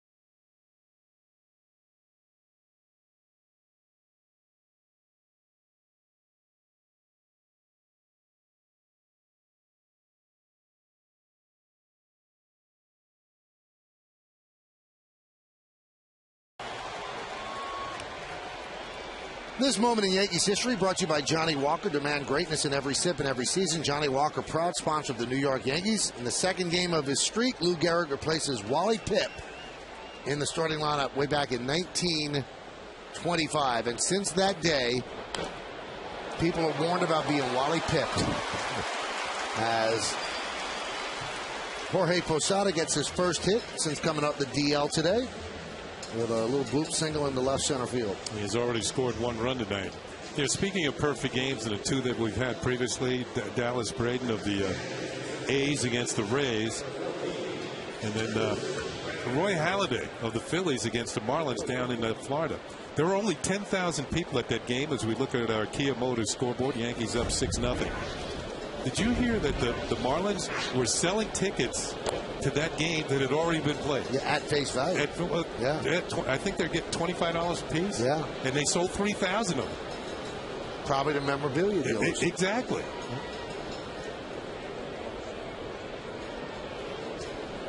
Now, my point is, why couldn't you do that to every memorable game or a historical game that's been played previously? I guess you can do it. And I guess you can't print more than the amount of tickets there are in the stadium, but in that stadium is 80,000 seats. Yeah, there were only 10,000 people there. Right. Now, there must have been other perfect games or a game where a player hit 4 home runs and it was less than capacity. We're looking back at Roy Halladay here. And this is the final out. Going to be a ground ball to third. Nice play by the third baseman Castro. Spins and converts. And here's the final out. And Roy Halladay, who doesn't smile, actually had a smile. The 1-2. Popped up. Left side. Long run. Patterson slides. Can't get there. And it's out of play. No, there was a game where he's going to have to get a new pair of pants. And some new skin on his thigh. That actually burns, and it's called a strawberry because that's what it kind of looks like. Halladay's perfect game was the 20th in big league history. 5th pitcher to have a Cy Young and a perfect game. David Cohen is one of those 5. 2nd perfect game this year. 2nd perfect game in Philadelphia history. Jim Bunning did it on Father's Day in 1964 against the Mets.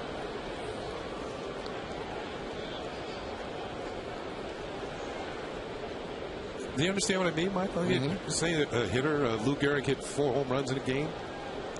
You go back and find out what day that was, and then you want to sell tickets to that if it wasn't a full house.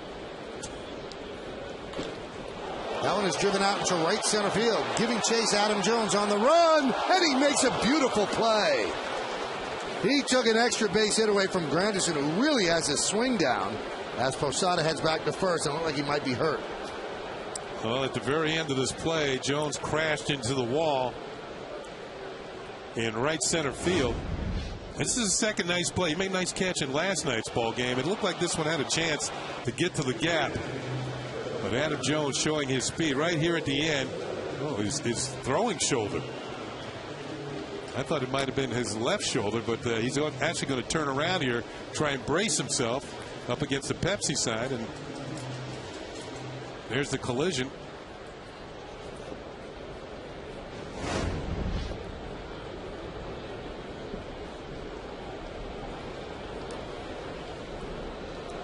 Here's Cervelli.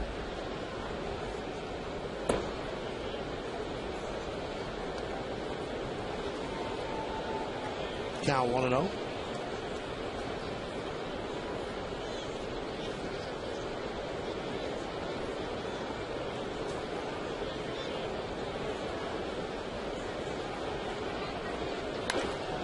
High fly ball, center field. This one's easier for Jones. Loping back, 2 outs.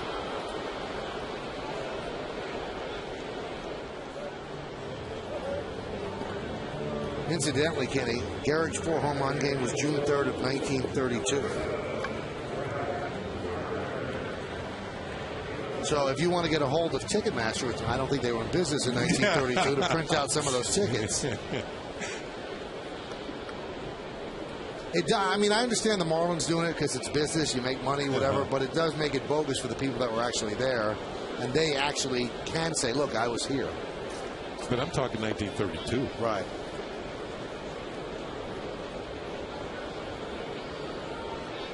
Hits the Gardner.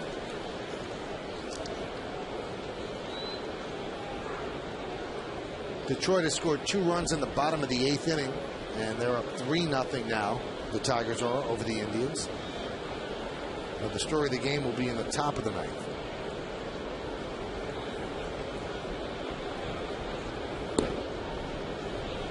Armando Galarraga.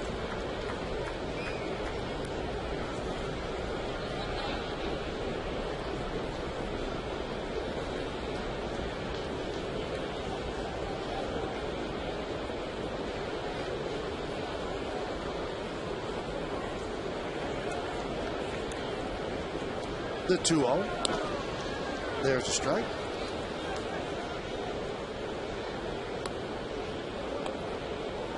Now Hendrickson is capable of going multiple innings because he was a starter at one time during the course of the season. The Orioles had used him as a spot starter.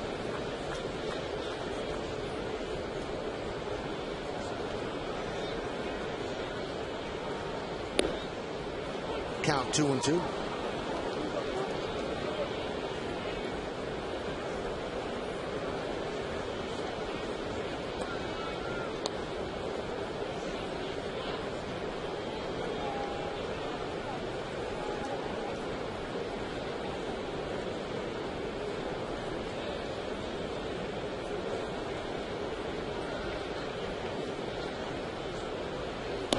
Breaking ball, strike 3, and Gardner down looking. No runs a hit, no errors, and 1 man left on base. We go to the 6th, Yankees 6, Orioles nothing.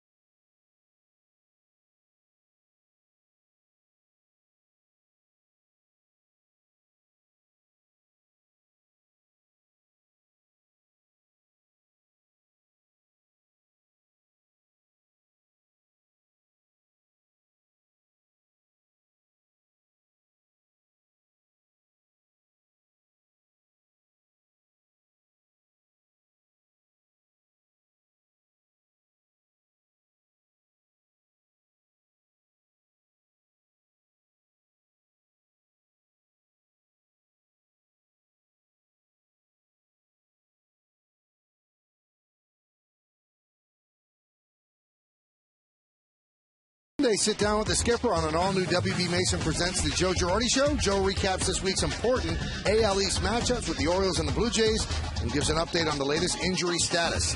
The Joe Girardi Show, all new Sunday at 5, only on Yes. Hey, there's my uncle, the Academy Award-winning actor Danny Aiello. Academy Award-nominated actor. Looks good, huh? My mom's brother. All right. One in the glasses. Uncle Danny, huh? Uncle Danny. So Corey Patterson leads off the 6th. 6-9-0 Yanks, 0-3-0 for the O's.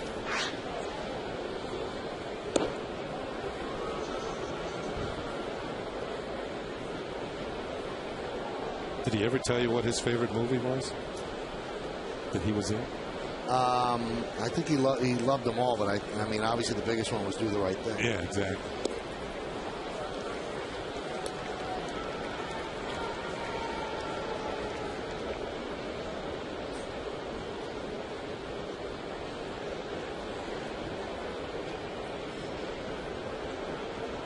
Target over this game, 6-0. Yankees lead. And the 1-2. Upstairs, 2-2.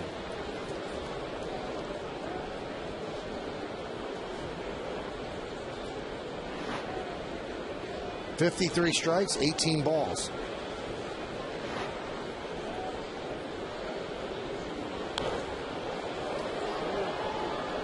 One thing about the U's tonight, and you know, if you're an Oriole hitter, you've always got that heater on your mind because he throws it, he's spotting it well. He hasn't thrown many in the middle of the plate, and you're trying to kind of fight that one if you can. Maybe hit it to the opposite field. There's Terry Crowley, the hitting coach, but he's also got the other weapons that can put you away. The 2-2. That one's driven to right field. Swisher is there. One away. Let's check out what's going on in Detroit, and we'll check in with Bob Lorenz.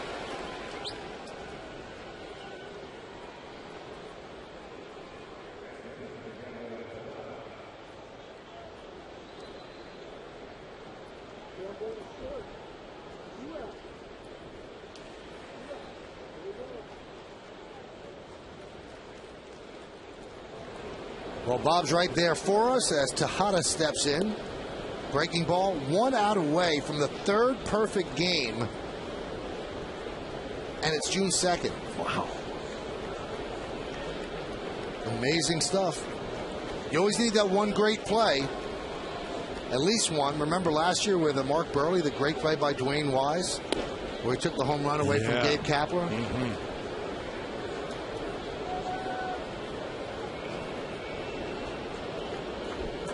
And it's almost as if the fielder that makes that play goes down in history with the pitcher. Yeah. Fouled away.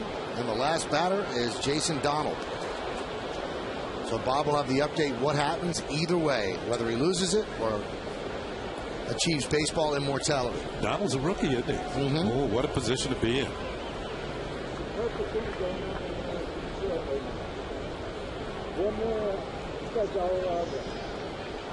Here we go, Grambo second. Grounded off the foot. Oh, he did it too. And Tejada is limping around.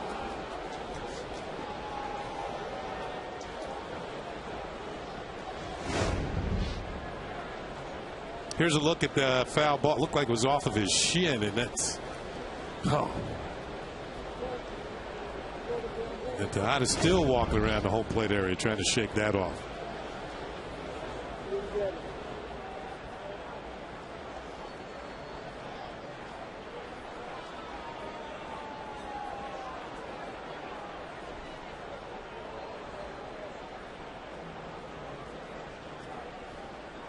And the 2-2. Grounded inside third and down the left field line. Tejada rounds first. He's going for second. Here's the throw from Gardner. And Tejada has himself a double. Let's check things out with Bob Lorenz. Bob, did he get it or not?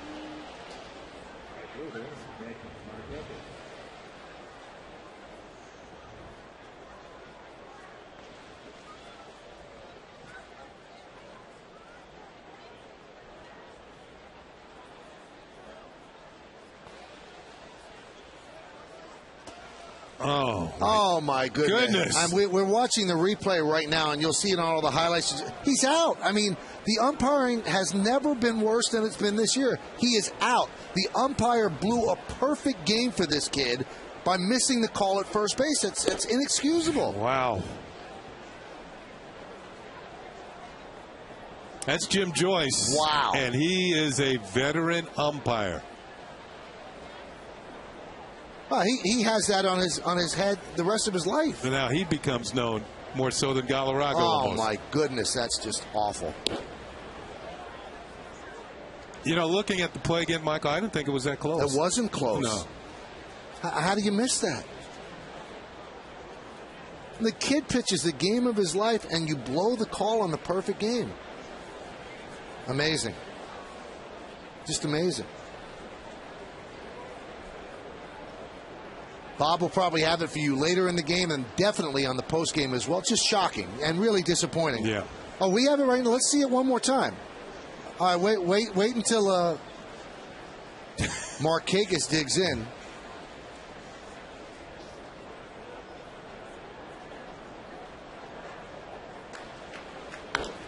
That one's fouled away. Here's the play that will be played over and over. Fox Sports Detroit. He makes the catch.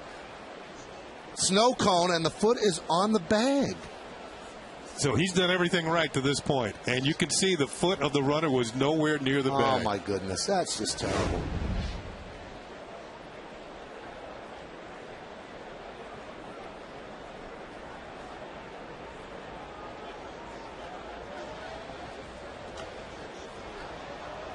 fouled off the other way and out of play. The game is over, and Jim Leland is arguing nose to nose with Jim Joyce. He is letting him have a piece of his mind.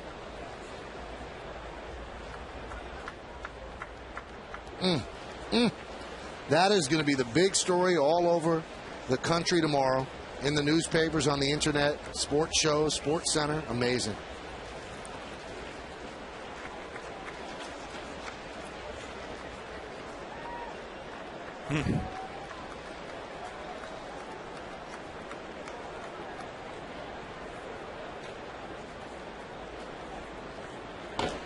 Popped up. Alex Rodriguez makes the play. 2 away. See Alex take that last little glance to make sure that he wasn't nearing the wall. When you play in your home ballpark, you almost know how many steps you have before you get to the seats. And Alex took that last little glance. He had about another step and a half, and he makes the play on the foul out by Markakis.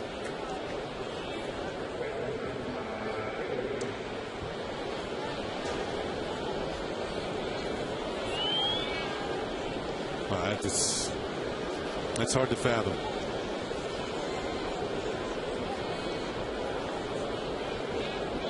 How many perfect games in history? 20? That should have been 21. 20. And this guy had a chance to join that august group, and he gets rooked out of it by a bad call. The last out, too. I could see if it was in the 7th inning. The last out, that was it. That was perfection. Immortality for this kid, and it's taken away by an inept call. You would even think that a bang-bang call would go in his favor. It wasn't a bang-bang play.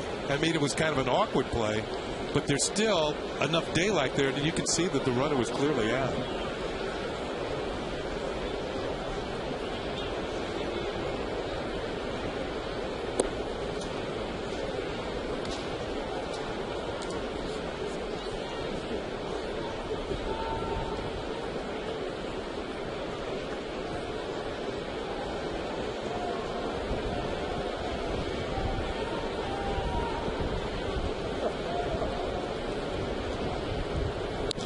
Line drive, a base hit to right field. Tejada will round third. Here he comes. Here's the throw from Swisher. Not in time. Orioles are on the board. An RBI single by Ty Wigginton. And the Yankee lead is 6-1. Well, in a season where nothing is, not much has gone right for the Orioles, Ty Wigginton has been a bright spot. He was supposed to be a backup player, but he got a chance to play a lot of second base in the absence of Brian Roberts. And Wigginton by far has been the Orioles' best hitter. Here's Tejada who's going to score. Of course, he's off with the crack of the bat with 2 outs. He's going to slide home with the Orioles' first run of the ball game, and it's now at 6-1. So Wigginton, 33 runs batted in, has 13 home runs. It's more home runs he's hit already this year than he hit all of last year.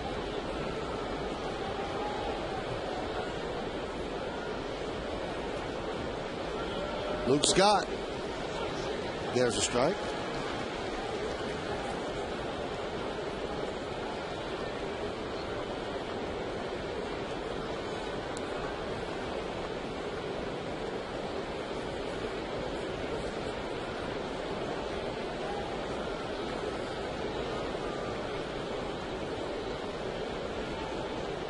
And the 0-1. Snap throw to first. Wigginton is back.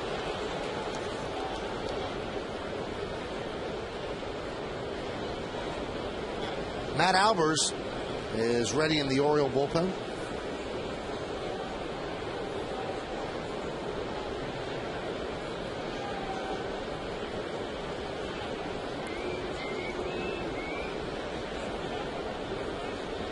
The 1-1.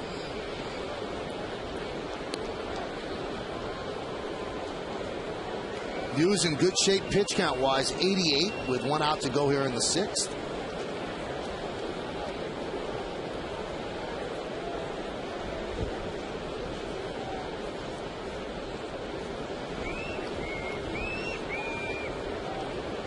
The 2-1. 3-1. All of a sudden, Hughes has hit a little bump in the road here.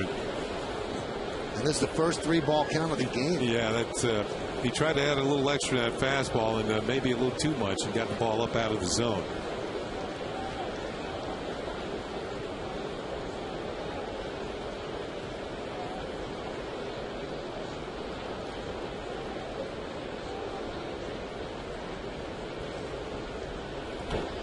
Foul back.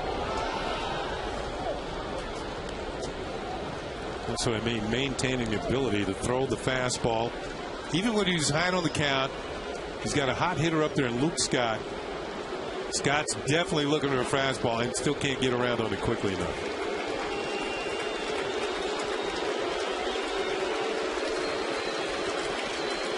.64 strikes, 26 balls, 90 pitches even.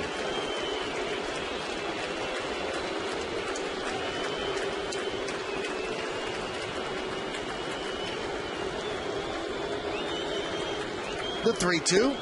Breaking ball, and he walks Scott. Well, now you have to start worrying about the game. 6-0. It seems like it's 15-0, but it's just 6-1 right now, and they're runners on first and second. If Matt Wieters goes yard, all of a sudden you got a ball game. So that's why Island wants to come out and settle down Phil Hughes. This copyrighted telecast is presented by authority of the New York Yankees and may not be reproduced or retransmitted in any form. And the accounts and descriptions of this game may not be disseminated without the express written consent of the aforementioned New York Yankees.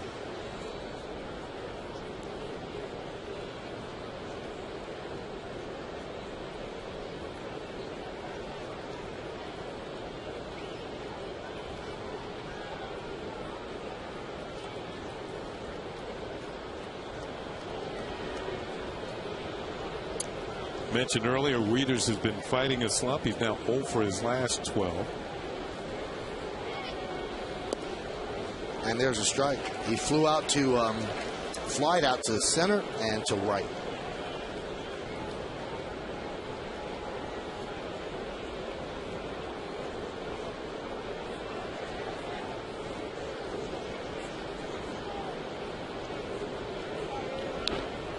And the count 0-2. Yeah, one thing I've noticed about Wieters, though, even though he hasn't been around all that long, he's got a pretty good idea of the strike zone. He doesn't swing at too many pitches out of the zone. Now is the case where Phil Hughes can expand the zone with the count being 0-2 and tempt Wieters to chase something.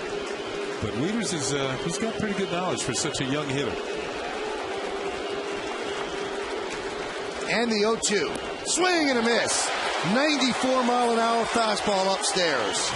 So the Orioles get a run on 2 hits. They leave 2 at the end of 5.5. Yankees 6 and the Orioles 1. Time now for a message.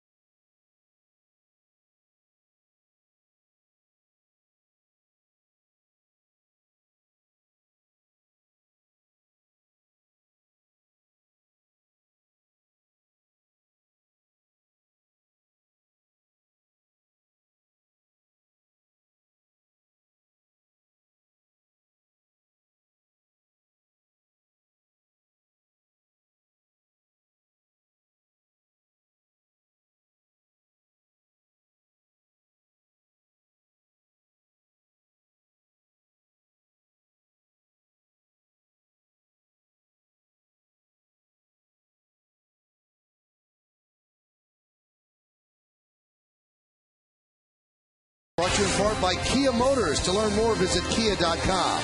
And by Turkey Hill, the official ice cream of the New York Yankees.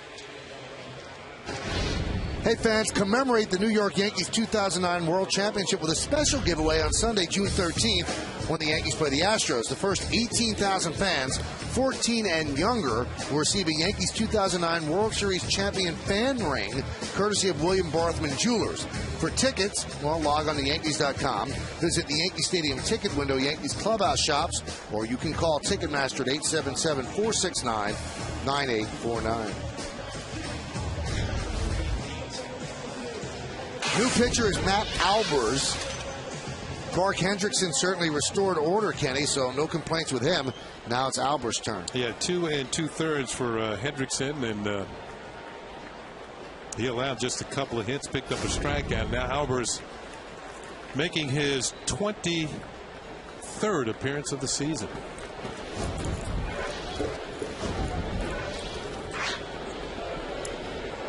Derek Jeter shows bunt and takes a strike.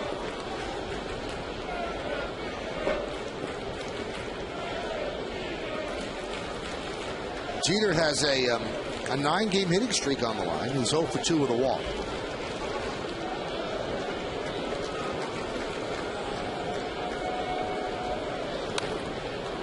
And he's still 0 for as he grounds out to Moore. 1 away. Yankees 6 runs on 9 hits, and the Orioles 1 run on 5 hits. I don't know about you, Mike. I'm still upset about that play. I am. I really am. I mean, how long do people get a chance? How often do people get a chance to do something that will be remembered forever? And this kid legitimately did. That was a final out, and now it's Jim Joyce that's going to be remembered forever. Really an infamy. Remember, fans, there's never been 3 perfect games in one season. Never.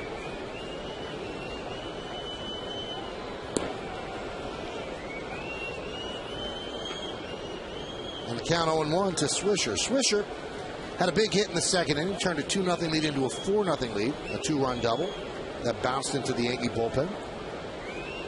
He really has been red hot as well, kind of gone unnoticed and now settled into that number 2 hole. And I think he might stay there against righties, Kenny, and I think against lefties they probably put Granderson there. I think it's the other way around. It's the other way around. Yeah. Although he was against a righty today. Yeah, and Joe Girardi stuck him in a second spot. It's a good spot for him. Oh, it's a good spot for anybody when you think about it. Behind Jeter, and in front of Teixeira and Rodriguez.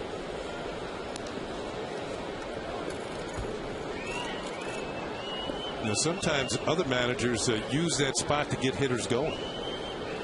They put him in front of the 3-4 hitter and in back of a leadoff hitter who has the ability to get on base.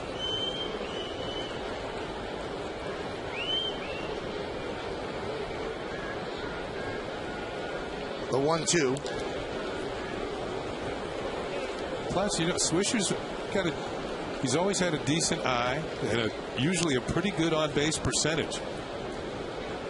Even though last year his batting average was down, of course he had the power numbers, but he ran deep counts, drew a lot of walks. What do we say? 20% of his at bats go to 3-2 count. I think last year it was the case. Yeah.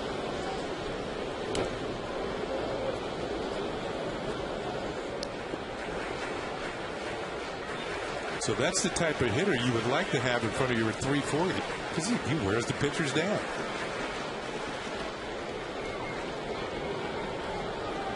And that benefits Teixeira and that guy, A-Rod. Well, they get to see a lot of pitches in the on-deck circle or in the dugout, waiting their turn. See what's working, what's not. Swing and a miss. Now that was working. 94 miles an hour. Swisher goes down swinging. He's 2 for 4.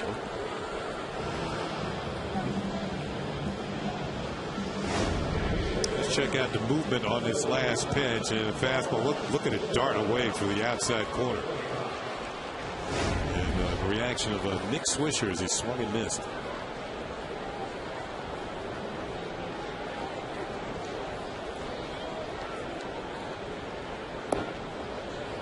Breaking ball misses outside.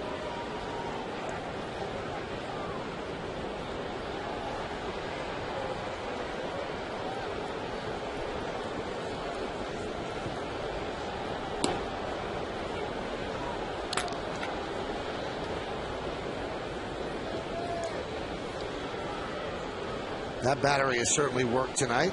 Hughes and Cervelli have teamed up to give up 1 run in 6 innings, just 5 hits. 1-1. Grounded into the shift. From short right field, Scott Moore just gets to Teixeira for the final out of a 1-2-3 6th inning. Let's go to the 7th. Phil Hughes coming out for Moore. 6-1 Yanks.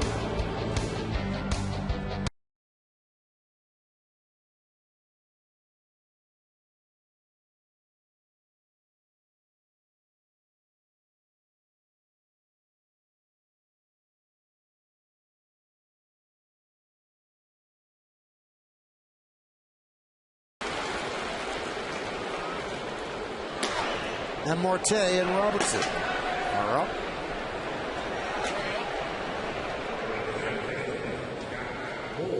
Now, Scott Moore, the hitter, was recently recalled from the minor leagues, and he's looking for his first hit as a member of the Orioles. He's 0 for 11.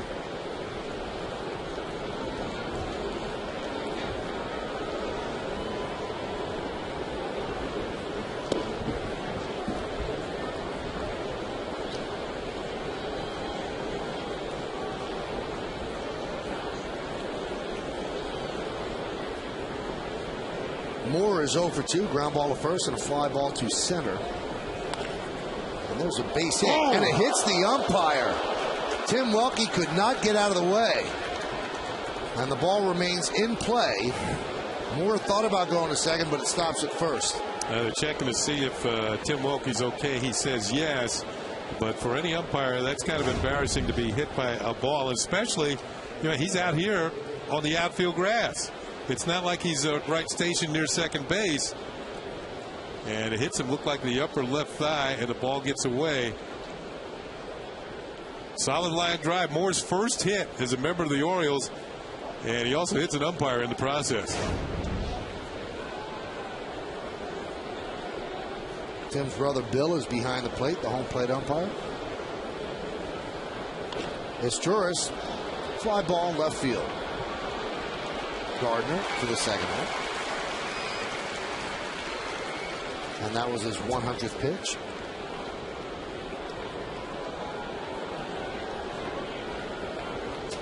Boy, Cervelli has a lot of energy, Kenny. That was a fly ball to left, and he's flying down the line to back up first. I mean, the likelihood of anything happening at first there, but that's where he ended up.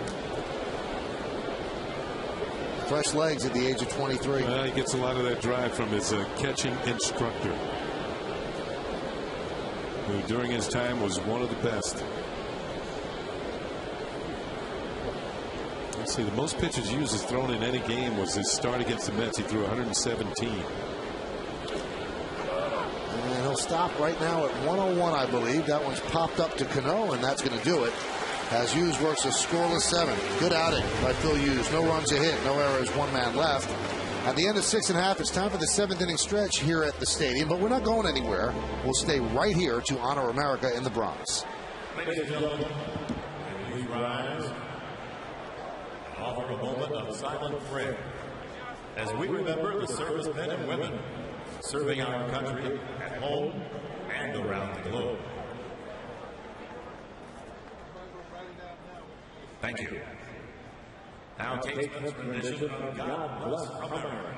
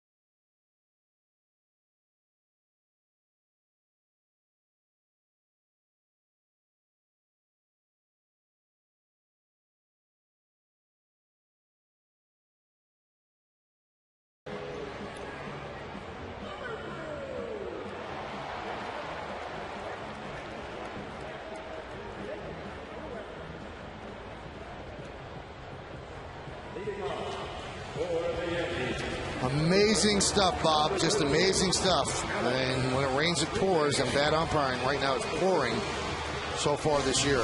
Hey, stick around tonight after the postgame for Yankees Magazine. Get the latest news and notes on and off the field, including a behind-the-scenes look at the Yankee events, plus a recap of all the action from the past week. Nancy Newman will host Yankees Magazine tonight after the postgame. It's only on Yes. Alex Rodriguez gets a base hit to lead up the bottom of the 7th inning.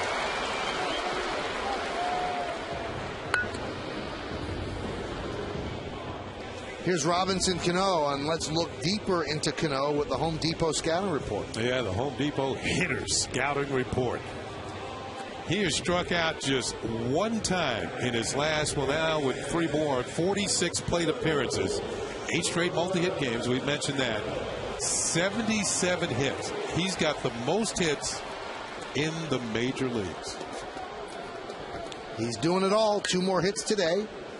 2 for 3, 2 runs scored. For Alex, a 2-hit game for him as well with that single. Yankees' 10th hit of the night, and Albers deals. On the Verizon Wireless scoreboard, 6-10-0 Yanks, 1-6-0 for the Orioles.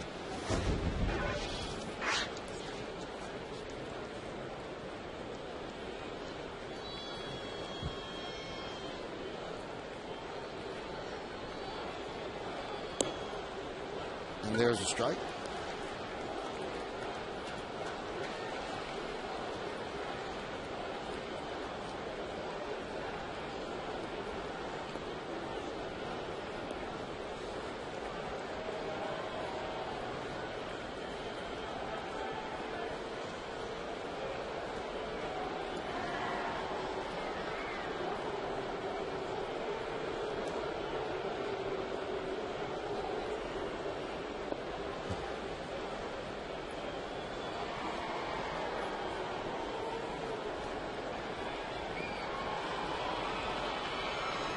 The 1-1. You know, at this point, the way Cano is swinging the bat, it doesn't take much of a mistake by a pitcher for him to hit the ball hard. Now, the whole idea is to go up to the plate, hit the ball hard. You can't always guide it. But right now, they are falling in for Robinson Cano. He is finding holes. And if you make a big enough mistake, he'll find the seats.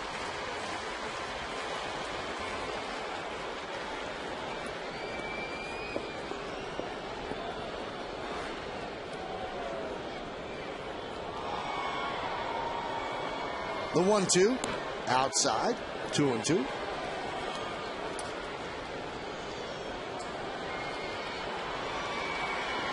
.370. That's a nice average to have.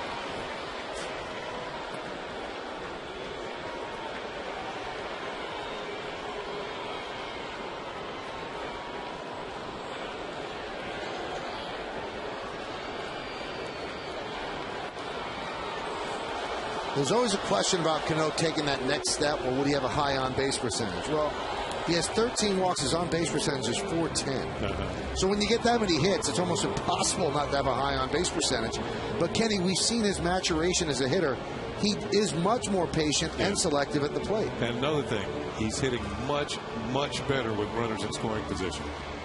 And that was the bugaboo last year. Kevin Long, I wouldn't say he wouldn't put him as his #1 pupil because he works with all the guys, but this guy's really paying off. You know, and for hitting coaches and pitching coaches on any team, there's always somebody who has to be worked with a little bit more because not everybody's hot at the same time. Not all the pitchers are throwing great at the same time. So you always have to try and get somebody back on track. But right now, he's not worried much about Robinson Cano. That one's drilled deep to right field. There it goes. See ya. Red hot Robbie Cano. 2-run home run. It is 8-1 Yankees. Can you be hotter than Robbie Cano?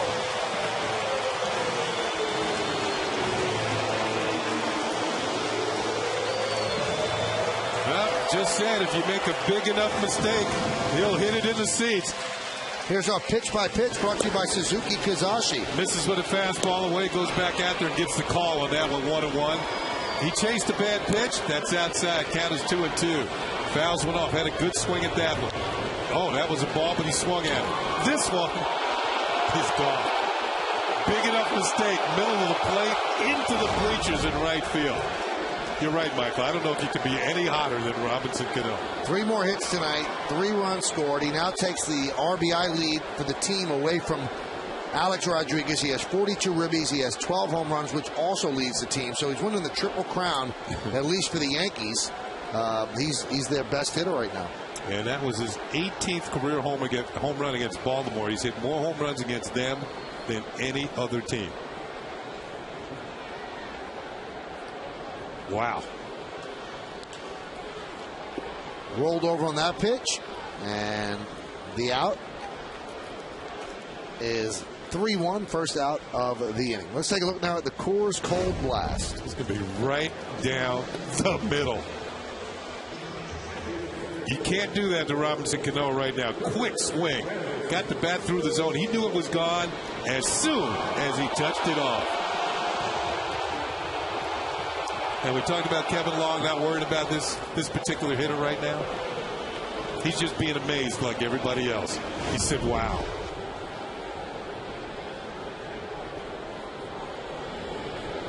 Pitch to Granderson.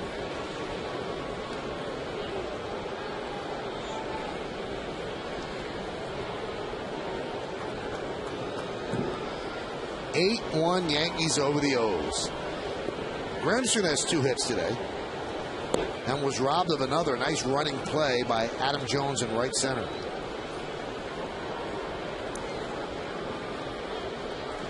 Yankees at the stadium. As a team, they hit well over 300. I mean, we've also been talking the last couple of weeks with the injuries and how the Yankee offense has struggled. Well, coming into this game, the Yankees had scored a league-leading 292 runs. So now they have 300 runs scored. That leads the American League. And they haven't even hit their stride. They've done it without all their players in.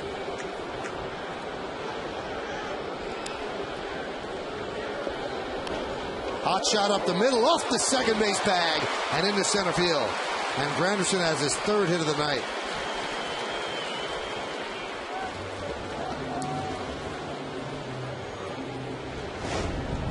Well, you mentioned his 3rd hit, Michael, and this is his first 3-hit game of the season.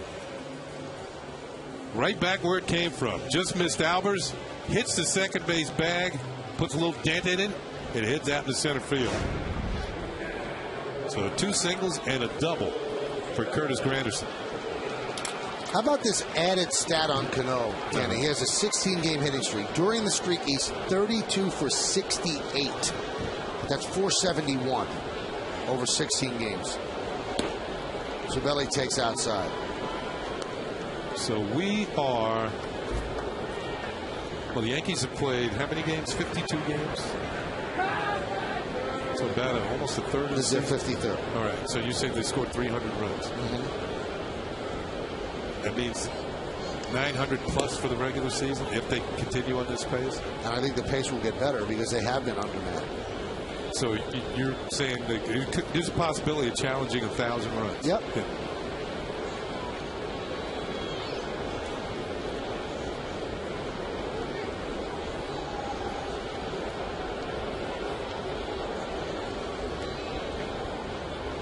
I thought it was interesting before we told the story, and Kim Jones actually told it on the pregame show, that Cano didn't know he had a 15-game hitting streak until he watched the game on Yes when he got back home.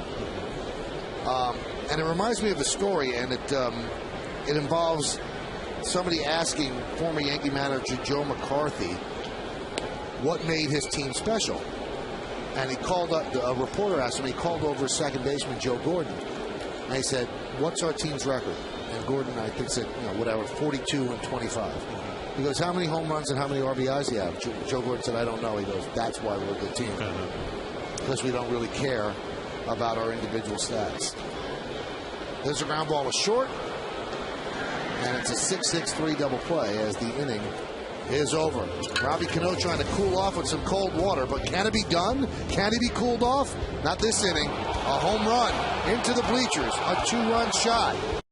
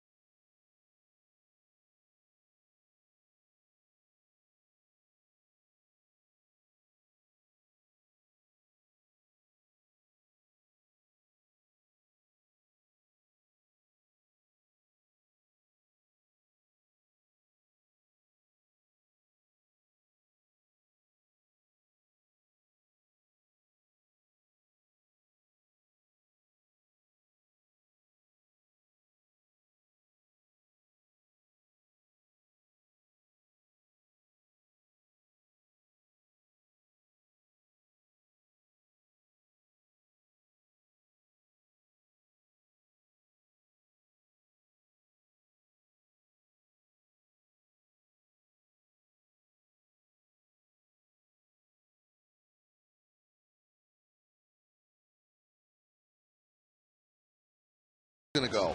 Help send your favorite New York Yankees to this year's All-Star Game by voting up to 25 times at Yankees.com. You can visit Yankees.com and cast your ballot now for your 2010 All-Stars. Vote early and vote often. Vote today at Yankees.com. Well, we've got a couple of defensive changes for the Yankees. Pena is at short, and Russo is at third. So Joe Girardi gives his Hall of Fame left side of the infield the rest of the day off, and Chad Godin will take over for Phil Hughes. Get some work here in the 8th and the 9th. Well, there's a day game tomorrow afternoon, so Joe Girardi, knowing that it's going to be a quick turnaround, get A-Rod a few extra moments of relaxation before he has to come back tomorrow and play another ball game.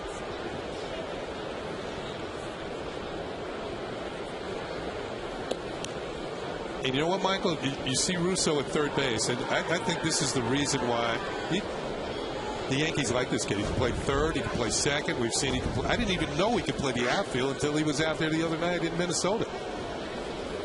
Oh, he's very versatile for them now, and you know what? He's a major league ball player with all those skills. And plus, he's earned it with the bat. He's been a .300 career hitter in the minor leagues.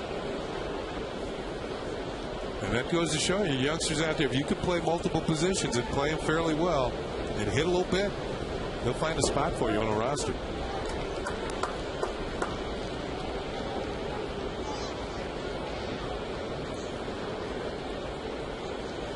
Good night for Phil Hughes when you look at his numbers overall. Tejada got to him twice with 2 doubles, but really allowed just 1 run. The 1-2. Grounded past Teixeira and down the right field line. So Tejada, who does that a lot, and Nick Swisher throwing behind him, he just got back. Good throw by Swisher, and heads up base running by Tejada. Almost got caught sleeping. This is big for Tejada, 3 for 4. He was 18 for his last 96. And he'd been struggling, and watch Swisher. Tejada gave him a salute after this. Watch him get back in as Teixeira ducks in behind him. At the tail end of this play, Tejada looked out to right field at Swisher. That one is laced into left field. It is a base hit. Gardner cannot cut it off. It's going to go to the gap. Tejada will round third. Here he comes. Here's the throw. He's out. Oh, my. How do you get thrown out at home Down 8-1. That is dreadful for the Orioles. Well, first of all, it's the execution. Gardner makes an excellent throw to Pena right over his left shoulder, so he can just wheel and throw to the plate, and it's not even close. I don't even think Tejada touched home plate. Watch Cervelli block the plate off. He has the ball. Yep, he's out. And if he did touch it, it was barely, but he was out by the time he did. Great execution defensively, and you're right. No reason to send him, as we look at this on Yes Mo, when you're down by 7 runs. You know, he has to be able to score standing up. There's a throw right over the shoulder and an excellent play by Pena, right on the money to Cervelli to complete the play at the plate. 7-6-2, and Juan Samuel, the third base coach, really, what are you thinking? You got your cleanup hitter coming up, you're down 8-1, and unless you know he can score standing up, you can't send him. Wow. Perfect defensive execution, though, by the Yankees. There was not a wasted moment between Gardner, Pena, and Cervelli. Well done. You know, in a closer game, that could have been a big play.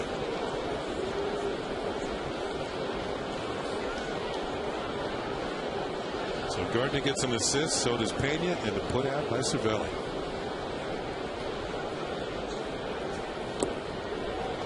Two and one.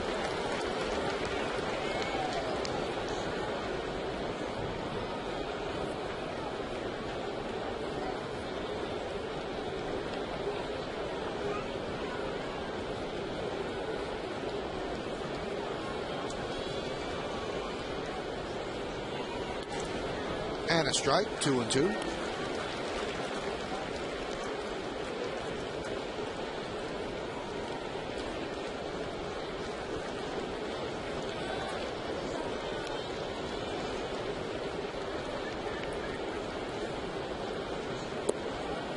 Missed outside with the breaking ball.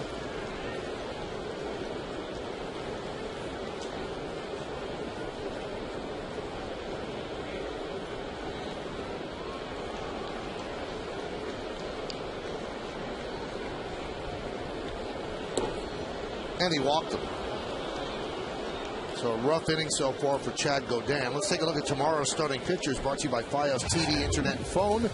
This is Beyond Cable. This is Fios. Kevin Millwood looking for his first win, although he has a good ERA, 0-5, 3.89.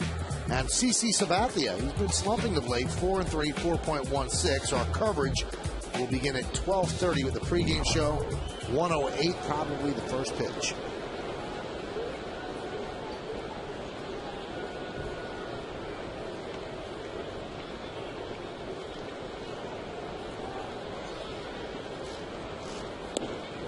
Pitch outside to Luke Scott.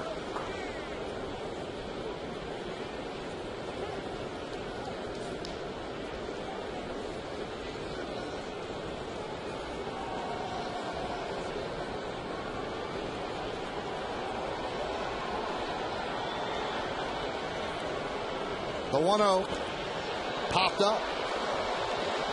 Pena out. Gardner in. Gardner makes the catch. Just, second out. You know, thought just ran through my mind that Juan Samuel is just giving the talk shows in the Baltimore area more fodder for tomorrow. I mean, I know, Michael, you don't live in that area, but I do. But the heat is all over these guys. The players, the coaches, the manager, the owner. Just utter disappointment among the fandom of the Orioles. I mean, the Orioles used to be a very proud franchise with a great legacy, and what is it, 16 years in a row? 13 years in a row under 500. And there's a strike, count 0-1.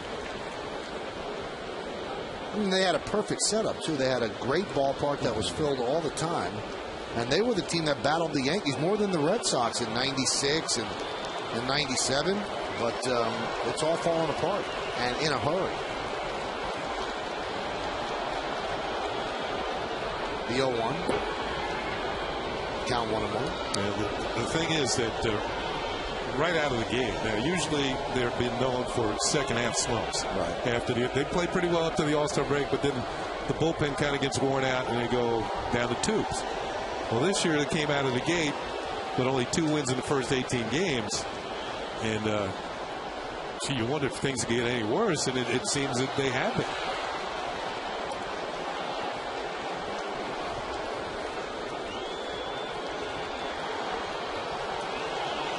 Crowd of 44,465 trying to amuse themselves, doing the wave here at the ballpark.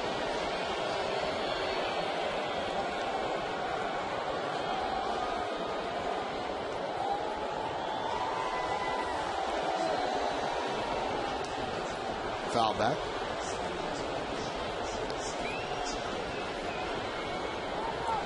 How bad has it been the last 5 years? Dreadful. Last in 09, last in 08, fourth, 07, 06, 05. And they keep dropping in the win total. In fairness to Tremblay, he wasn't the manager during all of those years. The 1-2. Lofted into center field, shallow. Coming on is Granderson who'll make the play. And the Orioles don't score. No runs, 2 hits, and 2 men left. We go to the bottom of the 8th, 8-1 Yanks.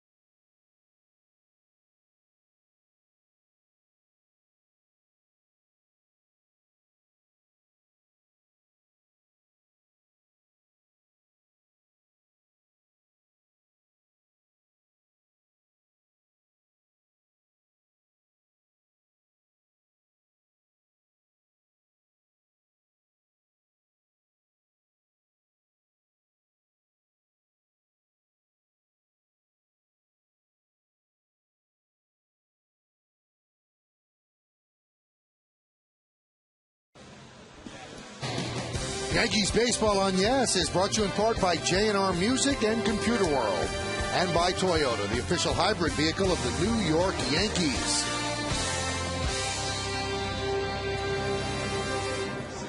Hey, this Friday, NYY Steak will be hosting a jazz night.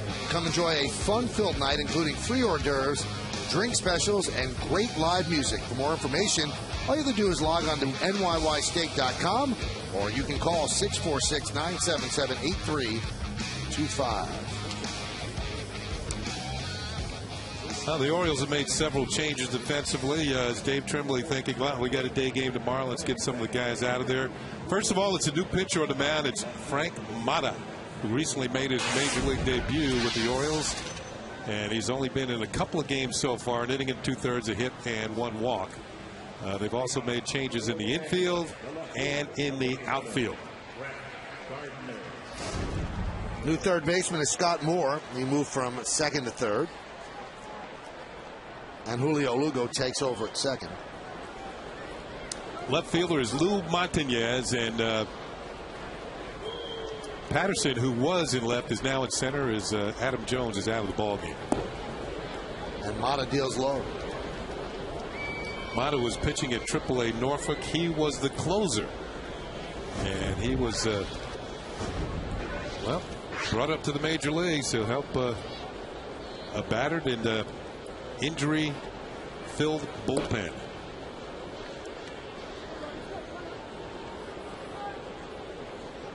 Count 1-1.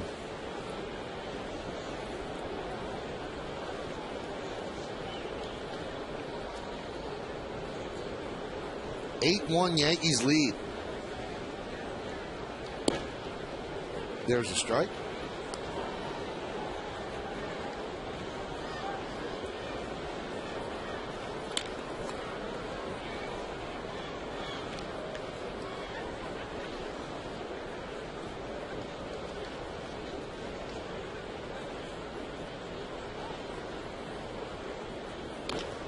Chop left side.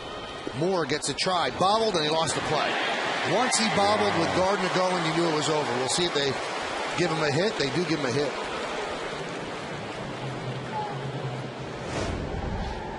Even the slightest of bobbles, and you're not going to get him. That was in slow motion. But Moore bobbled the ball, and Gardner got himself a base hit. That's definitely not normal speed. Now here's Pena. Now Pena took over for Jeter in the field, which means that Jeter's 9-game hitting streak has been snapped. He was 0 for 3 tonight.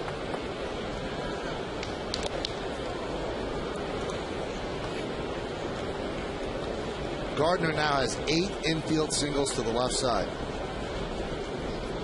Just has to put the ball in play. If you make any of the infielders move a little bit, he's got a good chance. I can guarantee you that's more than I had my whole career.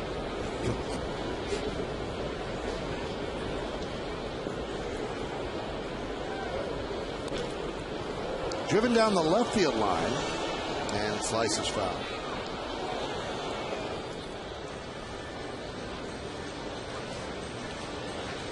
Hey, tonight throughout the Yankee season on Yes, we're asking you to vote along with us for the Chevy Player of the Game. Text your vote to 58772, or you can vote online at yesnetwork.com. Tonight's candidates are Phil Hughes, Curtis Granderson, Nick Swisher, or Robinson Cano. You can vote now, make your voice heard. Standard text messaging rates apply.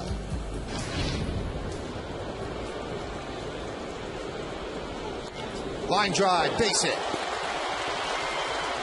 Gardner will go to third. Markakis comes up throwing to second, and Pena gets himself a hit. First and third, nobody out for the Yanks.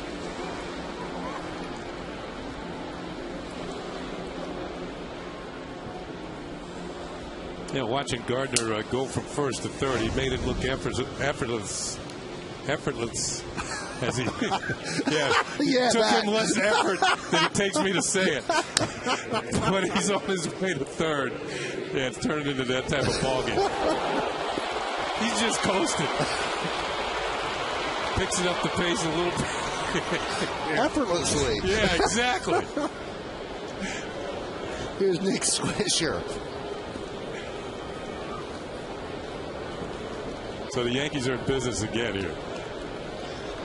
Swisher 2 for 4 tonight. And now he is 3 for 4. Run will score. It's 9-1 Yankees. Orioles had the infield halfway, so they had no chance to make that play. Third RBI for Nick Swisher.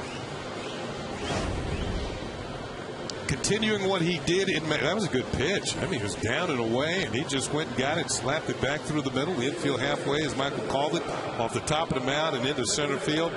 Swisher had a good month of May, where he hit 374, and he's off to a good start here in the month of June.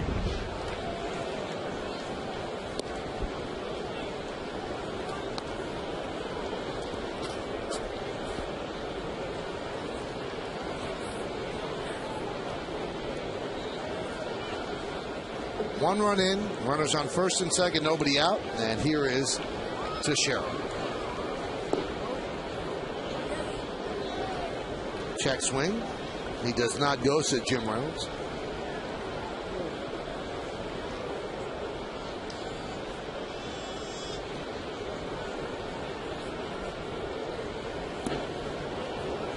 Count 1-1.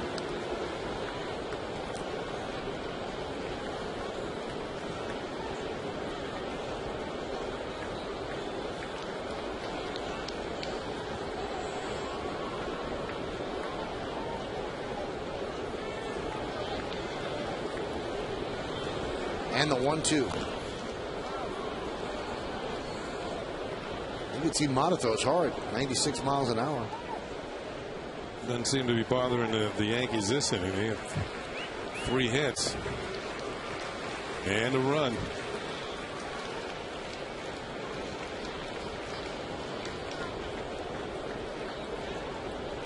Mata worked to an ERA of 1.86 at the AAA level.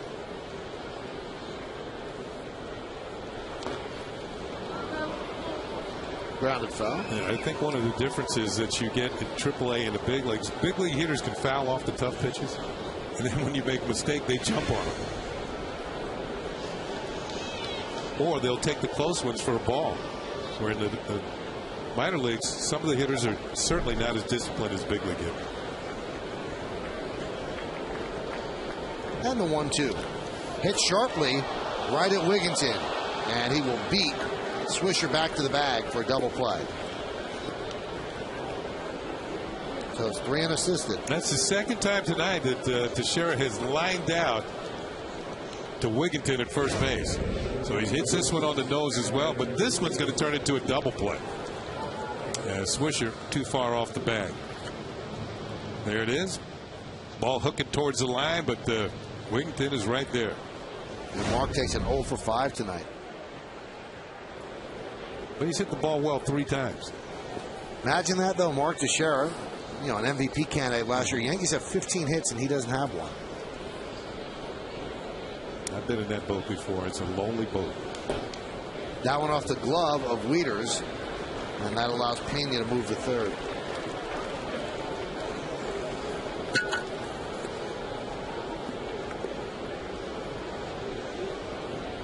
They scored a wild pitch.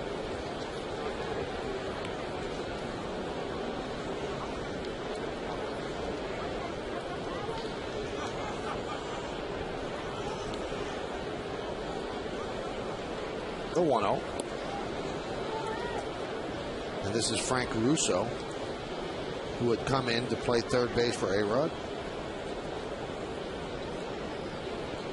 I said Frank. It's Frank Mata and Kevin Russo. These two might have hooked up at AAA level this year.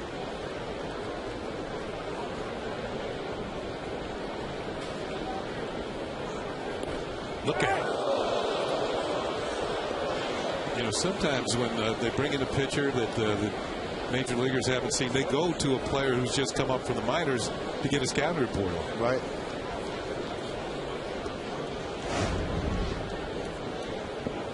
Here's that last swing and a miss, and not bad day, almost.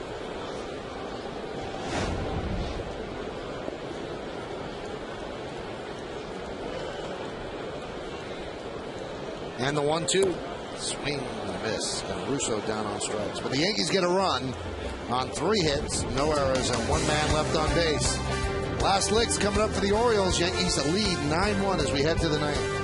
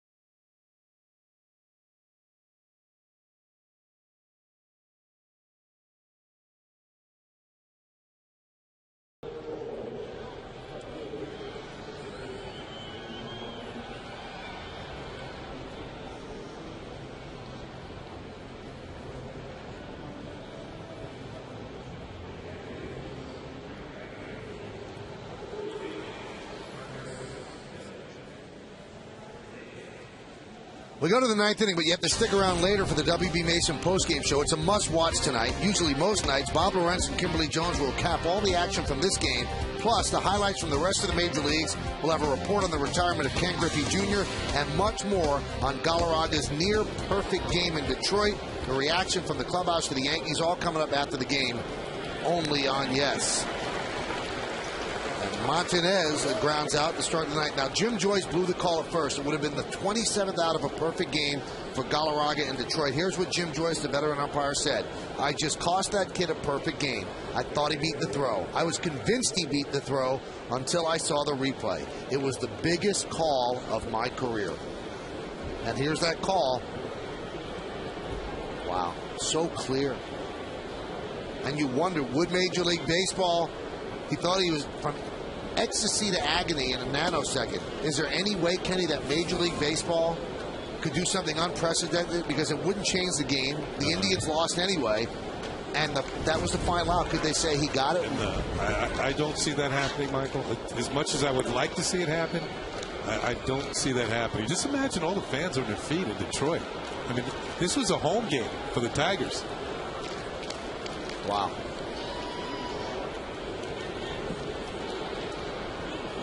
The 2-0. Moore pops it up down the left field line, and Gardner runs out of room. I mean, there's no precedent for that. No, none whatsoever. So but the commissioner does have that broad power of best interest of baseball. Would that be in the best interest of baseball to give this kid a perfect game? He deserved it. He earned it. He earned it, but I don't know who made the final out of the game after Donald. He was safe. Yeah, the next guy. So it doesn't count what he did? Is that what you're saying? I guess it wouldn't count. Yeah. Whoever led off for the Indians tonight, whoever was their leadoff hitter. Let's see who it was when they were in town. It was Trevor Crowe. Yeah. For all 4 games, could have been him. Yeah.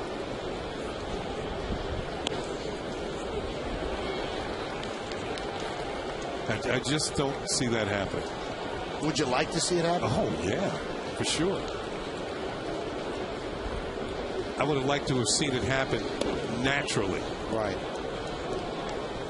And now this is going to open up a Pandora's box, Kenny. People are going to talk about replays at first. You know it. Yeah, exactly. And it was Crowe who made the final out. The 3-2.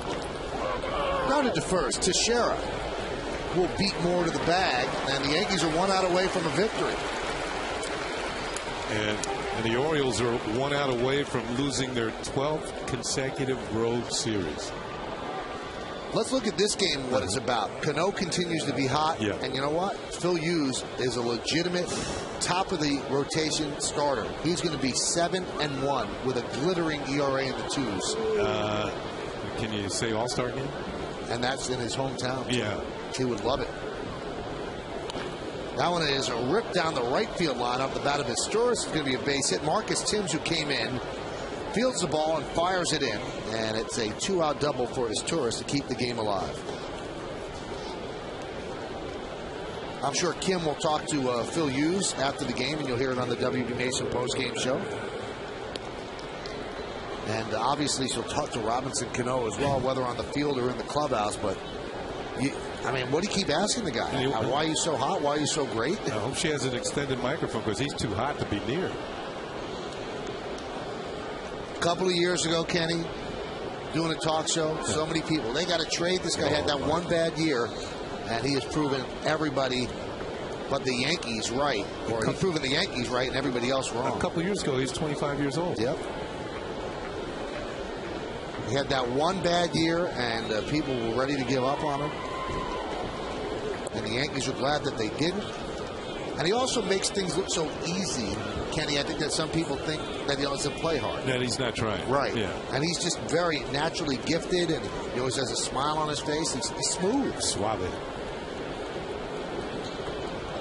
The 1-0. Hammered foul down the right field line.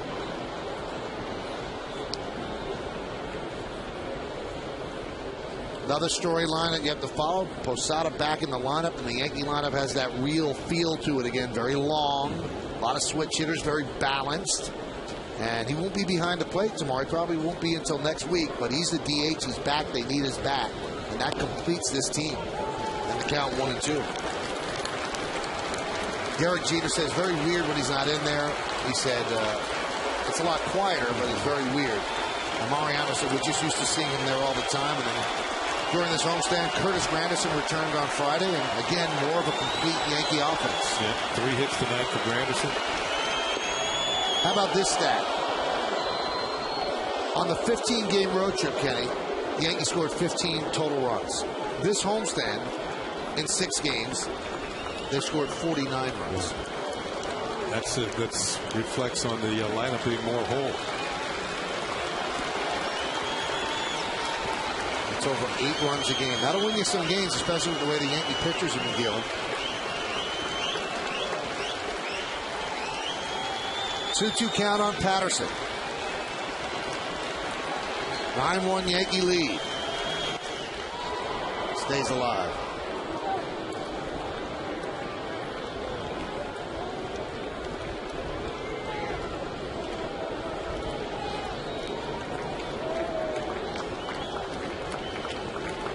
Mariano, class is in session now. I like that though. Huh? Jamba right next to him. Sergeant at arms. What's left of the crowd, many of them standing. The 2-2. A lot of big games for the Yankees. Phil Hughes goes to 7-1. The 16-game hitting streak of Cano, the return of Posada, a lot to dance about. And you have to stick around